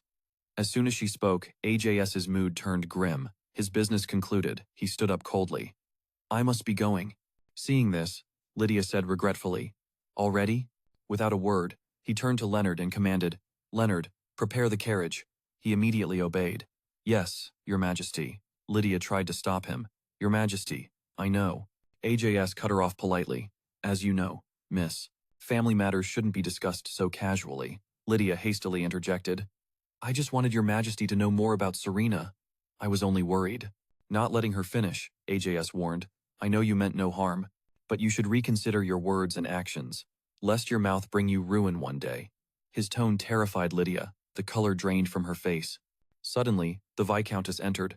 Your Majesty, the Viscount will be here any moment. But AJS paid her no mind. Forget it. I'm leaving. The Viscountess frantically urged. Why? Lydia, explain. Seeing his departing back, she called out desperately, Your Majesty. Please wait a moment. My husband will be here shortly. Please. Lydia was completely flustered. Asterisk, what the hell is happening? Asterisk. Asterisk. What did I do wrong? Is he angry because I spoke ill of her? That girl is constantly ridiculed by her peers and ignored by the servants. How could His Majesty possibly be angry over her? Asterisk. Just then, Viscount Vincent returned. Greetings, Your Majesty. He greeted him respectfully but hastily. My apologies for my tardiness, Your Majesty. Right. AJS brushed him off and walked past coldly. Don't waste my time. I'm leaving. The Viscount was still trying to process the situation. Yes. The Viscountess kept pleading, Your Majesty, please wait a moment. The Viscount trailed behind them, begging, Please, if you could just stay a little longer. Suddenly, AJS stopped. Ah, that's right. He turned back. I have a request for you. The Viscount's face lit up. Yes, of course, Your Majesty. Please, ask anything. AJS stated bluntly. Teach your daughter some manners. The couple's eyes darted to Lydia. The Viscount stammered. Pardon? You mean Lydia? Without a moment's hesitation, he roared. Lydia, get over here. How dare you be disrespectful to His Majesty? Scolded, her face went white. AJS continued to mock her. You couldn't stop talking a moment ago. Why so quiet now? If you can't think before you speak, perhaps it's better not to have one. The Viscount, also terrified, hastily pulled Lydia forward. Your Majesty, I apologize. My daughter is young and naive. Then, all three of them knelt down and begged, Please, Your Majesty, forgive us. We implore you. Radiating killing intent, AJS glared at them. You dare ask times for forgiveness? I didn't realize you were so narrow-minded. The Viscount's voice trembled with fear. I apologize. Asterisk AJS was disappointed. Asterisk. Asterisk. The reason I'm so furious is that I'm not the one you should be apologizing to. Asterisk. The Vincent family's garden caught his eye. He asked in a stern voice. Is this the garden that Serena tended? The Viscountess had to admit, yes, it is. Asterisk. But she was worrying incessantly. Lydia, what exactly did you say to His Majesty? Asterisk. The Viscountess explained further. But we've handed it over to the gardener now. He cut her off. That's irrelevant. The Viscountess was still confused. Pardon? AJS simply made up an excuse. It's an eyesore when viewed from the palace, and it obstructs the view of the palace from here. I wish this eyesore would just vanish. Hearing this, the Viscountess tried to reason with him. But Your Majesty, the palace and our estate are very far apart. Without hesitation, he made his decision. I will have this garden moved elsewhere. But AJS coldly snapped his fingers. A blue flame instantly erupted, engulfing the entire garden. The servants scrambled to douse the flames. Fire! Bring water! Put it out, quickly! The flames were inextinguishable. The Viscount was dumbfounded. Asterisk. He just shows up and burns down our garden? Asterisk. Having finished, AJS composed himself. Send the bill for the damages to the palace. Asterisk. He had his own agenda. Asterisk. Asterisk. Now, word will spread through high society that our family has fallen out of favor with the Emperor. Asterisk. Just then, Leonard returned. Your Majesty. The scene around him was horrifying. What in the world? What happened while I was getting the carriage? Asterisk. The fire completely incinerated Viscount Vincent's garden. How did it spread so fast? Why didn't anyone tell me? Your Majesty. Who on earth is responsible for this? AJS calmly replied. It seems I've received a signal. Forward it to Leo. Leo. At that moment, Serena's voice came through. Wait, Sir Leonard. Leonard immediately recognized it as Lady Serena's voice. AJS, losing his patience, yelled, Serena, where are you? She calmly explained. Your Majesty, I am at an inn. AJS tried to make sense of it. An inn? Wait, that's not right. How are you contacting me with this? It's mine. Asterisk, he thought. This is the private communication channel for the 5 of us. Asterisk. Just then Jack's voice cut in. Give it here, let me explain. Your Majesty, it's Jack. He spoke in a light-hearted tone. We're a bit indisposed at the moment. Could you come to us? The blue flames roared, growing larger and gradually consuming the mansion. Witnessing the terrifying spectacle, Lydia's face twisted in horror. An unquenchable fire. The fire gave off no heat, yet the surrounding plants were incinerated. Suddenly, a loud voice shouted, Jack. The unexpected call drew her attention. AJS was shouting, Why are you with my royal physician? You, answer me. He then calmed himself and ordered a soldier, Track those coordinates. Yes, Your Majesty. Suddenly, Viscount Vincent murmured, So the rumors were true. Lydia was shocked to hear him say that. He was finally admitting how much favor Serena held with the Emperor. Standing in the inferno, she had a sudden realization about her family's situation. Asterisk. Our family is just like this garden now. Asterisk. Serena. She must have run to His Majesty and told him everything. Lydia seethed with anger, her hands balling the fabric of her dress. How ungrateful. After we took her in, she dares to destroy this family. I will never forgive you, Serena. I'll never forgive you. 1 hour earlier, inside a room, sunlight streamed through a window. Jack slowly woke up in a bed, looking around. He was confused by his surroundings as the wound on his head began to throb. What? Where am I? Damn, this hurts like hell. What happened yesterday? Lying in bed, Jack tried to remember. Asterisk. I was on a secret investigation into magic stone smuggling. Asterisk. Asterisk. On AJS's orders. Magic stones are rare minerals that allow even those without a magic core to use magic. I was ambushed. Asterisk. He was locked in a fierce battle with an assassin, but the assassin had a partner who approached and sneak attacked him. As the memory returned, he touched the wound on his face. Asterisk, I'm pretty sure I was about to die. Who treated me? Asterisk. When Jack looked to his side, he was surprised to see Serena, resting her head on the table. That person. Jack sat up and recognized her. Asterisk. The woman from the pharmacy. AJS's personal physician, Serena, right? Asterisk. She was sleeping soundly at the table, unaware that he was awake. Jack sat up, picked up his blood-stained shirt, and put it on as a few thoughts ran through his head. Asterisk. On her very first day in the palace, she became the Emperor's personal physician. Asterisk. Asterisk. Despite being Viscount Vincent's illegitimate child, she attended the banquet as the Emperor's partner and even made Lady Greenwood bawl her eyes out. Back when I was feeding intel to AJS, asterisk. Asterisk. I heard so much I got sick of it. But the most shocking rumor was, asterisk. Suddenly, his eyes widened in realization. Asterisk. His Majesty begins each day with a greeting from his personal physician and often takes a walk with her. Asterisk. Asterisk. But sometimes, he walks alone. Is that really true? Asterisk. Asterisk. To him, it was like AJS was a wild beast, slowly being tamed by Serena. This gossip is juicy enough to be a meal in itself. Asterisk. Asterisk. The I'm tired, don't touch me, I'm too sleepy and cranky. AJS. Is waking up at sunrise and going for walks? She seems pretty normal in person, though. Asterisk. Asterisk. She doesn't look like the type who could keep AJS in check. I guess you should only believe half the rumors. Asterisk. With that, Jack quietly grabbed his coat to leave, bidding her a silent farewell. Asterisk. Still, I owe her one. Asterisk. I'll be sure to repay you next time. But just as he was about to open the door, Serena called him back. Wait. Her eyes were filled with killing intent. And where do you think you're going? Hearing that, he jumped and turned back, at a loss for words. Asterisk. What the? When did you wake up? Asterisk. Serena's eyes were filled with a murderous intent, as if she wanted to eat him alive, which made even him feel a shiver of fear. Asterisk. It doesn't matter how, though. Asterisk. Seeing that Jack wasn't answering, she stepped forward, her voice full of reproach. You just lost a ton of blood. Where do you think you're going, huh? Ow. As she got closer, Serena poked the wound on his body. She threatened, if you don't want another hole in your stomach, get back in bed. Now. He covered his wound with his hand, forcing a smile while thinking to himself, asterisk, she sure trusts me a lot, huh? Asterisk. Asterisk. Then again, was that a bit too much? Asterisk. He then obediently followed her orders and lay down on the bed to rest. After forcing Jack onto the bed, she began to scold him. You don't have a fever, and the wound looks stable. A patient needs to get proper rest. Don't you forget that. Seeing this expression on Serena's face, he finally realized it was true. Asterisk, the woman who trained Ajax. The rumors were true after all. Asterisk, after giving her instructions, she said, I'm preparing to return to the palace now. Looking out the window, Serena suddenly realized how late it was. The sun was already high in the sky. Asterisk, I'm so screwed. Asterisk. She imagined the scolding she'd get upon her return. Who gave you permission to leave on your own? That's insubordination. Thinking this, she turned to speak with Jack. Sir Jack. You can just call me Jack. Yes.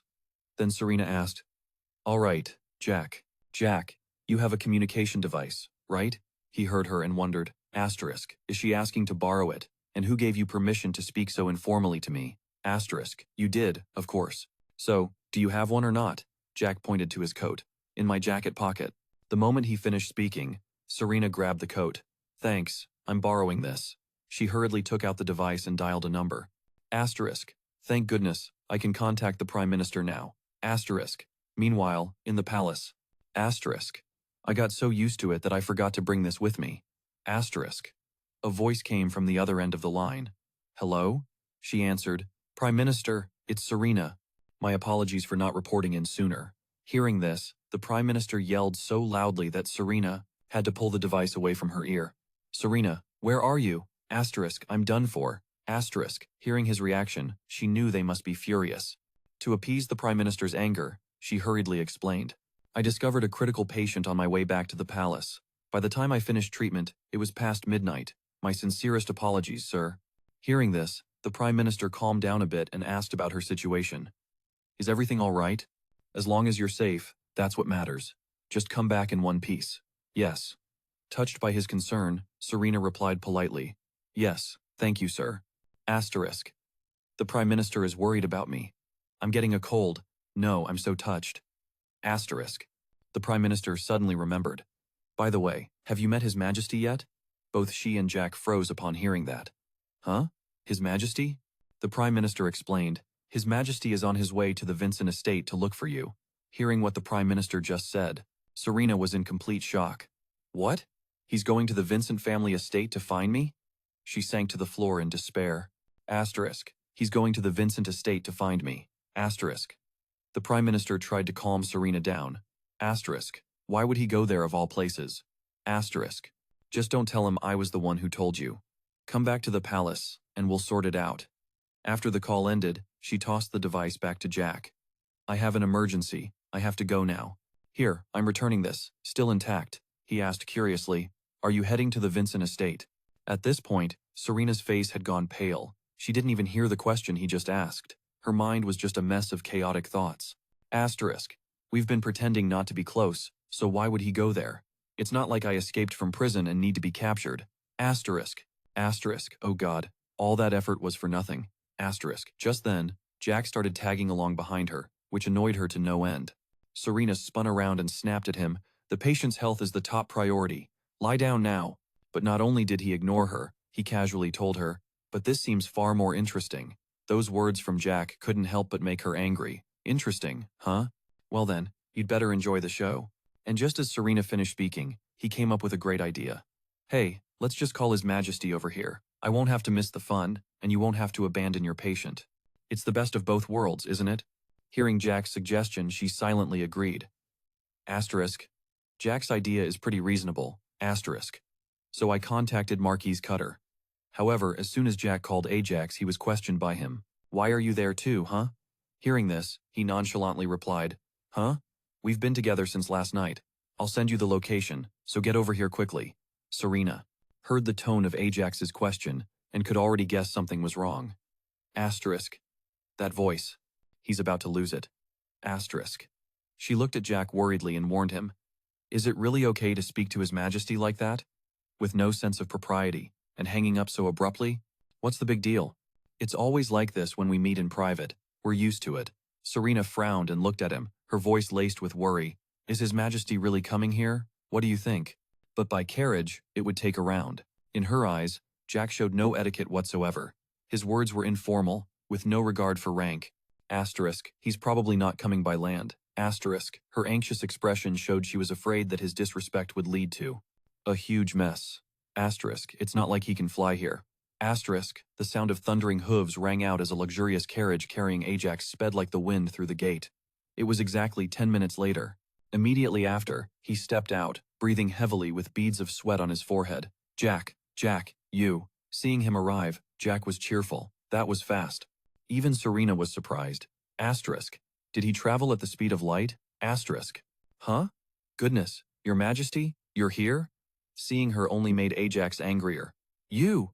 Your clothes and appearance are exactly the same as yesterday morning. And that nonchalant expression too. Why do I feel so annoyed? He was relaxing on the bed. Your Majesty, did you really fly here? Ajax was irritated by the pointed question. Fly, my foot. And you just hung up on me in the middle of a sentence? Jack gently lowered his voice. Come on, it's not the first time. It was an emergency, so cut me some slack, okay? Asterisk. Asterisk. He froze for a moment. Wait, what happened to your eye? But Jack didn't seem concerned in the slightest. It's nothing. Ajax immediately turned to Serena. What do you mean, it's nothing? She hastily tried to reassure him.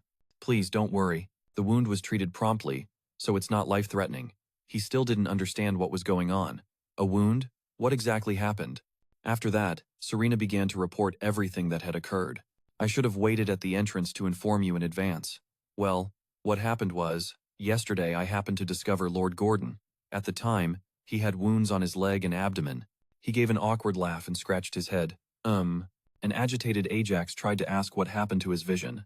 She was still respectfully reporting. I immediately performed first aid, but his eye injury was quite severe. I was only able to help him recover a portion of his sight, Jack added nonchalantly.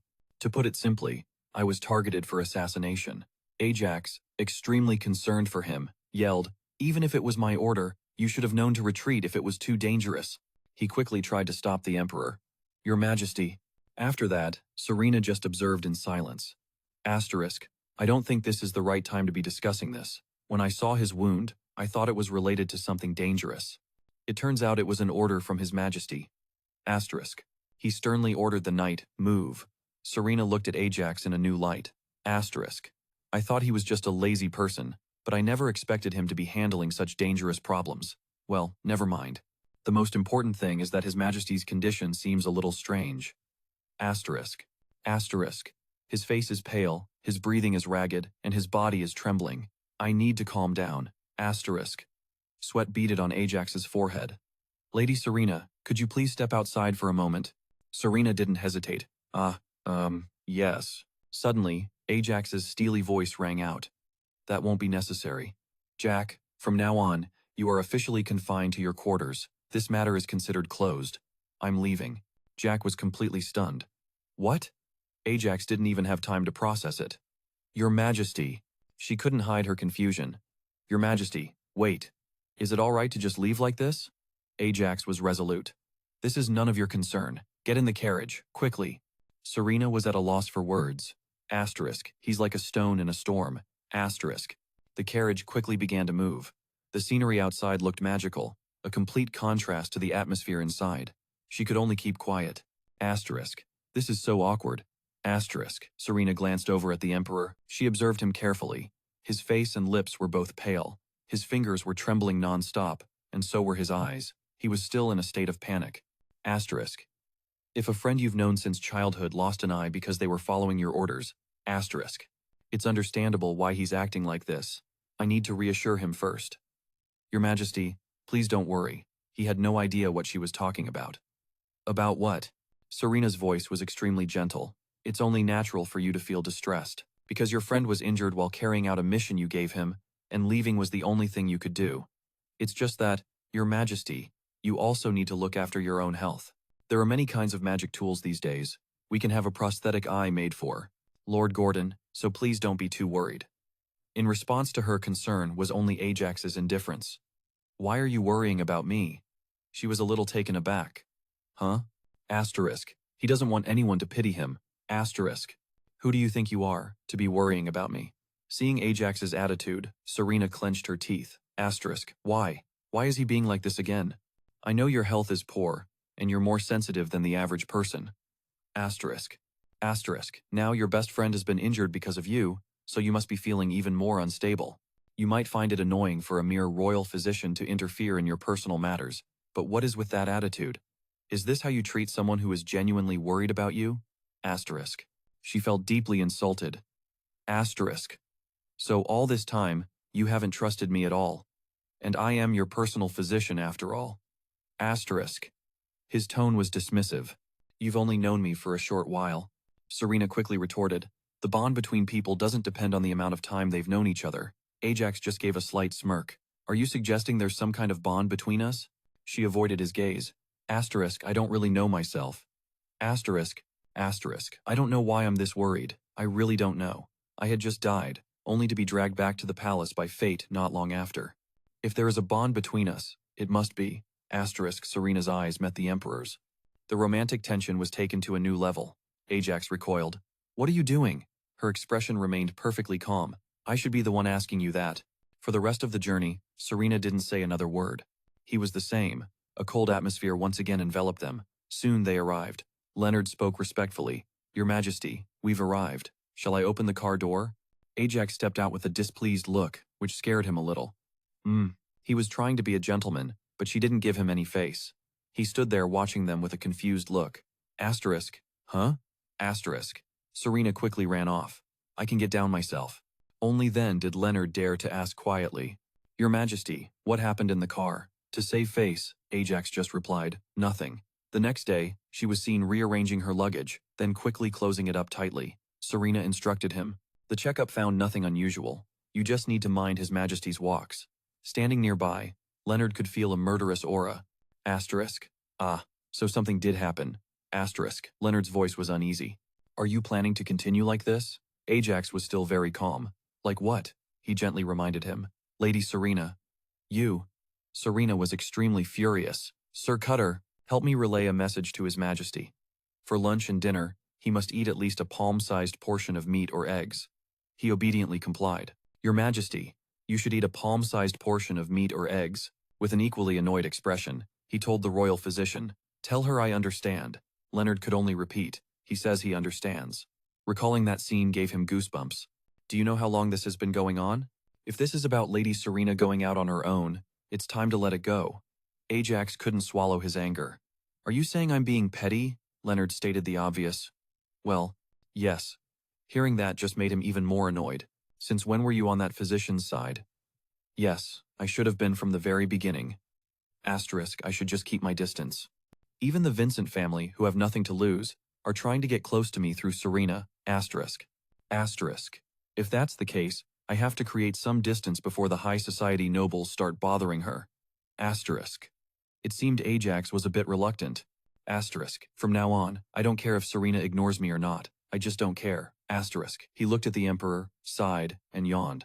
This Cold War won't solve anything. His face turned gray with anger. Aren't you tired of rambling? A clear voice suddenly rang out. Your Majesty, the medicine has been brewed. Anna had just walked in, and already sensed the tense atmosphere. Ajax was cold and distant. Why is it just you? Where's Serena? She nervously presented the medicine. Lady Serena asked me to bring this to you. Asterisk. He was just ignoring her, and now he's concerned? Asterisk. You two are always together. Anna immediately explained the situation. The thing is, she took the day off today. Ajax grew even angrier inside.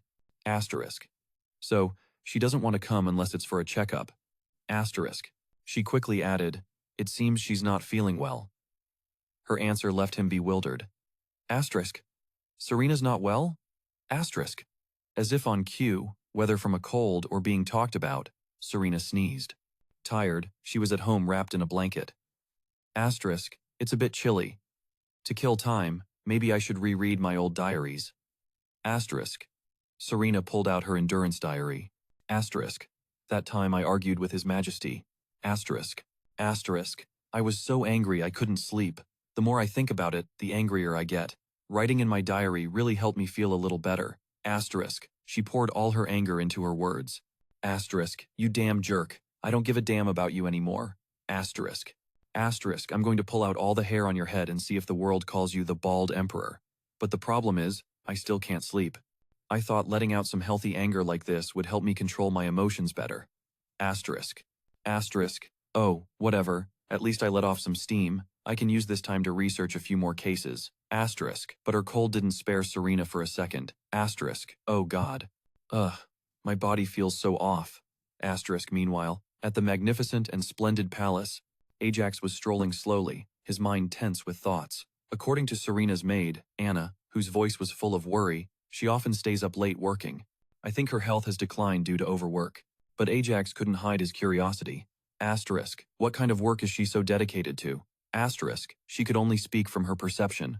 I'm not sure, but it's probably related to your Majesty's treatment. If that's the case, then it's understandable. Leonard, who was beside him, chimed in. Even though she acts cold, it's clear she still cares about your Majesty, and has worked herself to exhaustion. He kept pressing. Is it serious? Has a royal physician been called to examine her? Anna didn't hide anything from the Emperor. My lady said it wasn't necessary since she's also a royal physician. Ajax didn't know what else to ask and fell into silent thought. He quickly spoke up. I'm going out for a bit. Leonard was worried about the Emperor's well-being. Your Majesty, where are you going? Ajax used the excuse of going for a walk and told them not to follow, but the other two knew exactly what was up. Asterisk. He's going to see Lady Serena, isn't he? I knew it. Totally. Asterisk. They had guessed his destination correctly. Asterisk. Seriously, what the hell is she doing? Why does she have to pour so much effort into this? Why do you have to worry about me? Asterisk. Her hurt expression from that time. Asterisk. I shouldn't have said those things, especially to someone who has done so much for me. Asterisk. My chest aches a little.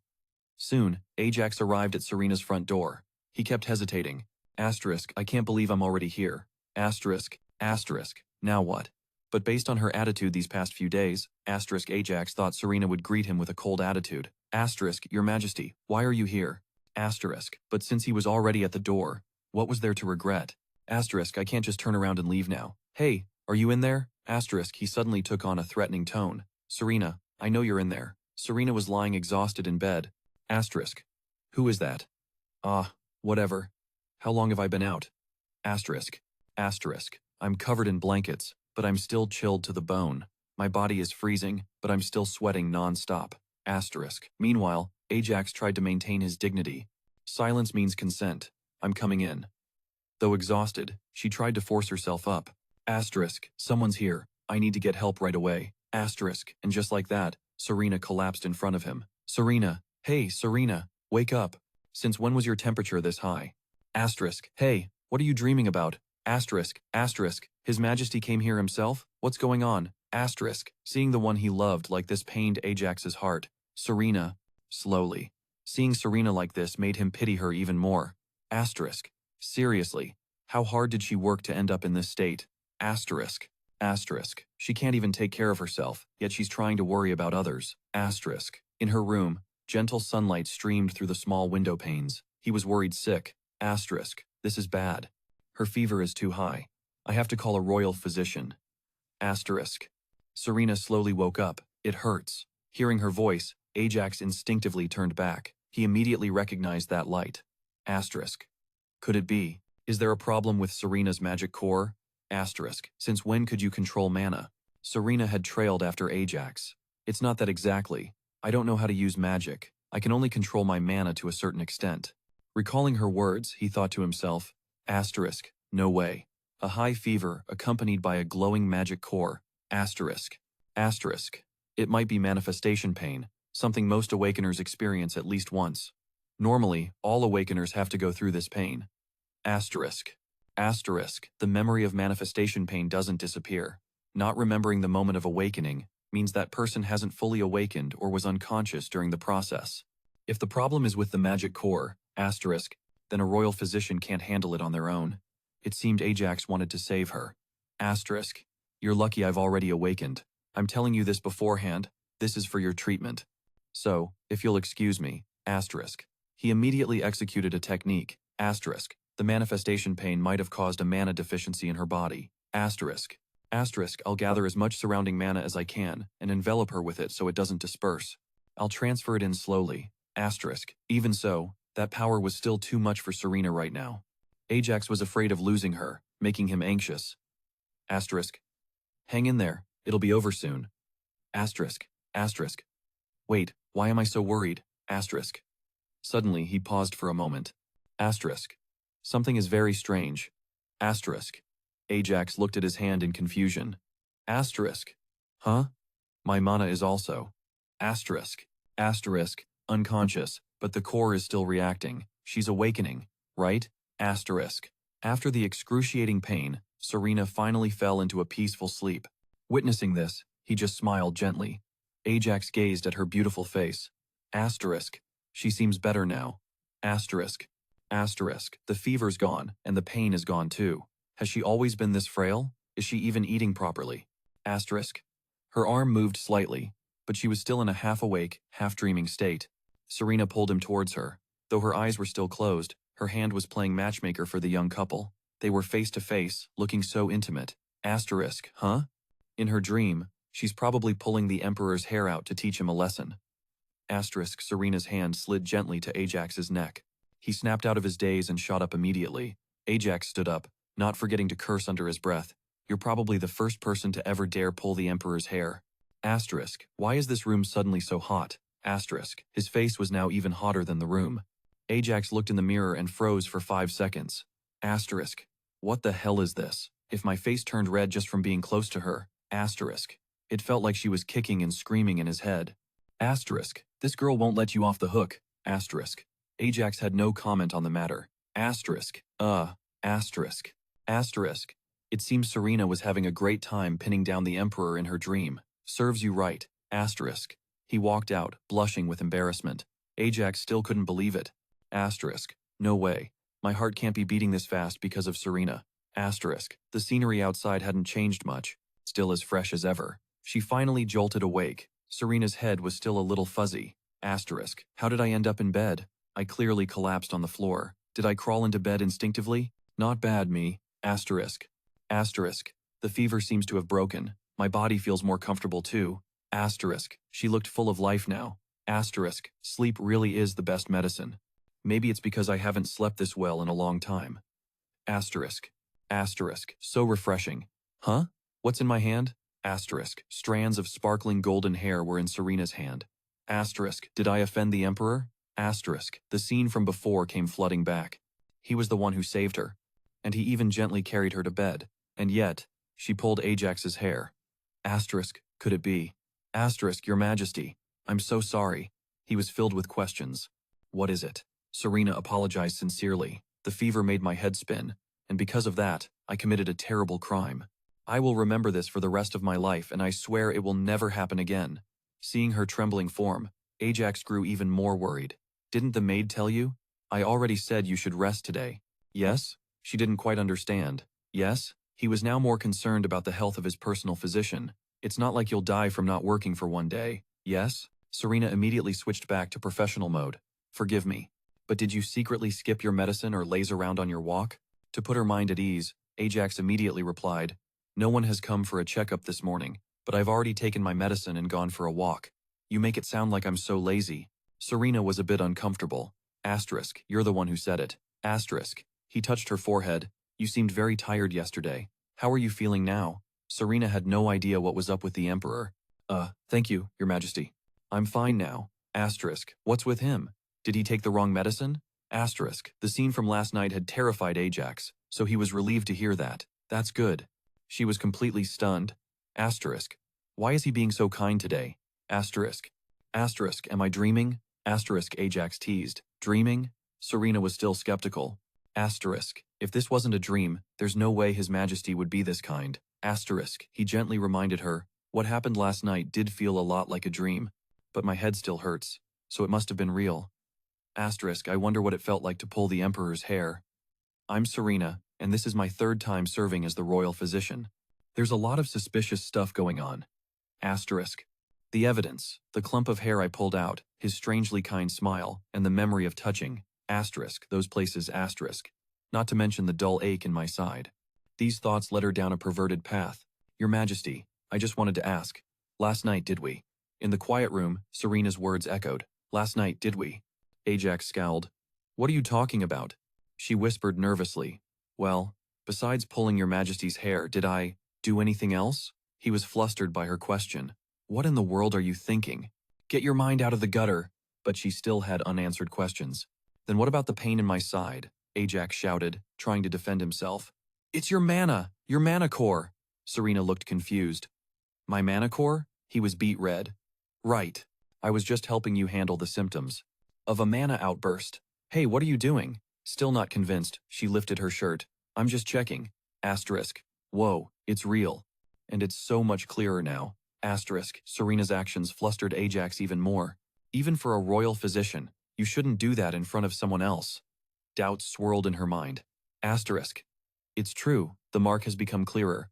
And my mana is fluctuating more strongly than before. Asterisk. Asterisk, I still can't use magic. So why did my mana core suddenly open? Your Majesty, what happened last night? Asterisk. He looked guilty. Nothing happened. How could I possibly do something improper with a patient? Serena quickly bowed her head. Yes, I apologize for misunderstanding your Majesty. Seeing her sincere apology, Ajax still pouted. You're quick to apologize, aren't you? So annoying. Serena's tone softened.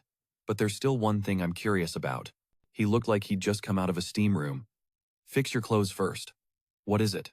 Her eyes sparkled even brighter. How exactly did you help me, your Majesty? Ajax had no choice but to explain everything. Well, I was about to call for a physician because your condition was getting worse, but then I noticed a light glowing from your side. I figured it had to be related to your mana core. When someone goes through an outburst, their body is usually deficient in mana, so I gathered the surrounding mana to replenish it for you, but your core greedily started absorbing my own mana too. Hearing this, Serena was completely floored.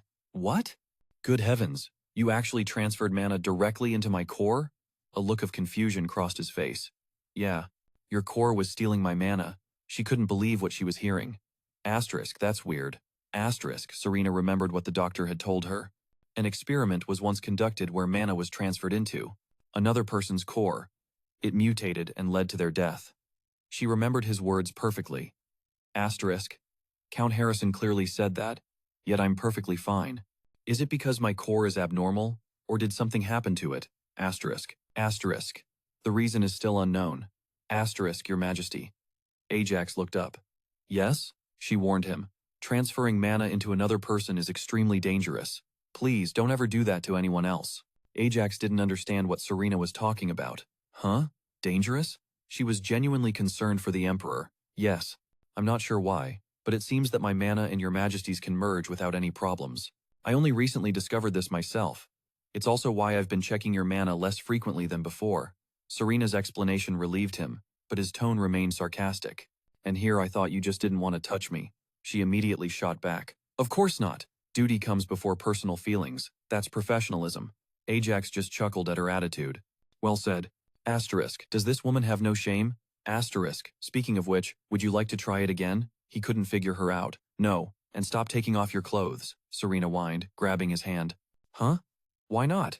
You did it yesterday. It's not like it's the first time. He was firm. No, I didn't see anything. Mana can be transferred through clothes. Note, he's totally lying. She was even more stubborn than him. Fine. Then could you please transfer it through my clothes again? He had no choice but to give in. Fine. Though Ajax was flustered, Serena was determined. Just this once. There are a few things I need to confirm myself. He sighed in defeat.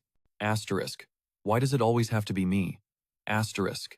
In an instant, Ajax slowly began transferring his mana into her. Serena gradually felt a powerful change within her body. The two of them were silent for a moment, creating an affectionate scene. The very air around them seemed to sweeten. Bright sunlight streamed through the window, making the scene feel even more peaceful. After finishing the transfer, he asked, So? Do you feel anything? She slowly took in the sensation. It's warm, and quite pleasant. Ajax smiled faintly. My mana is fire-affiliated, so that's probably why it feels that way. Serena agreed. That must be it. And my core is likely adaptable, which is why there was no rejection. He looked puzzled. Adaptable? She spoke slowly. This is the first time I've ever felt this kind of reaction in my mana core. Now, there's no reaction at all. Just a slight tingle. If I could compare it with other people's cores, I'd have a better basis for a conclusion. Ajax didn't want to hear anymore. That's enough. He gently patted Serena's head. He was very worried about her. Asterisk. She wasn't like this yesterday. Asterisk. And now you're already thinking about work. Go back to your room and rest. Immediately. Serena looked annoyed. But I'm totally fine now. Just as the words left her mouth, she let out a loud sneeze. His voice turned stern. You call that fine? Go rest. Immediately. Serena couldn't argue anymore. Yes, Your Majesty. Back in her room, Ajax wiped the sweat from his forehead. Asterisk. What a relief. Asterisk.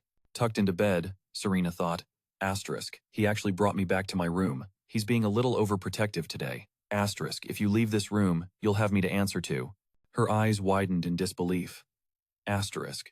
Does that mean I can't even take a bath? Asterisk. Ajax was at a loss for words. Asterisk.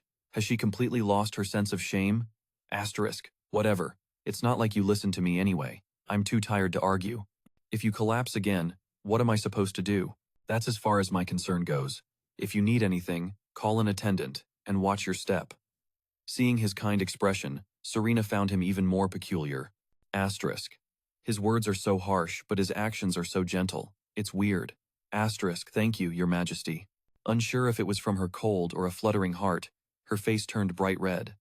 Your Majesty, about the risks of internal mana I just mentioned. I learned about it from Count Harrison during my last trip. Could you please help me keep it a secret?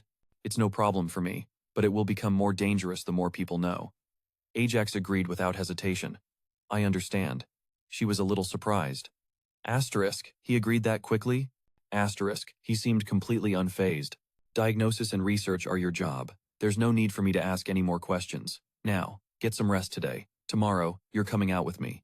Serena asked cautiously. Out? Where are we going? Ajax was determined to keep it a secret. It seemed to be a place worth looking forward to. You'll find out when we get there. The next day, she was completely stunned by the magnificent sight before her. Asterisk. The place we were going. Asterisk.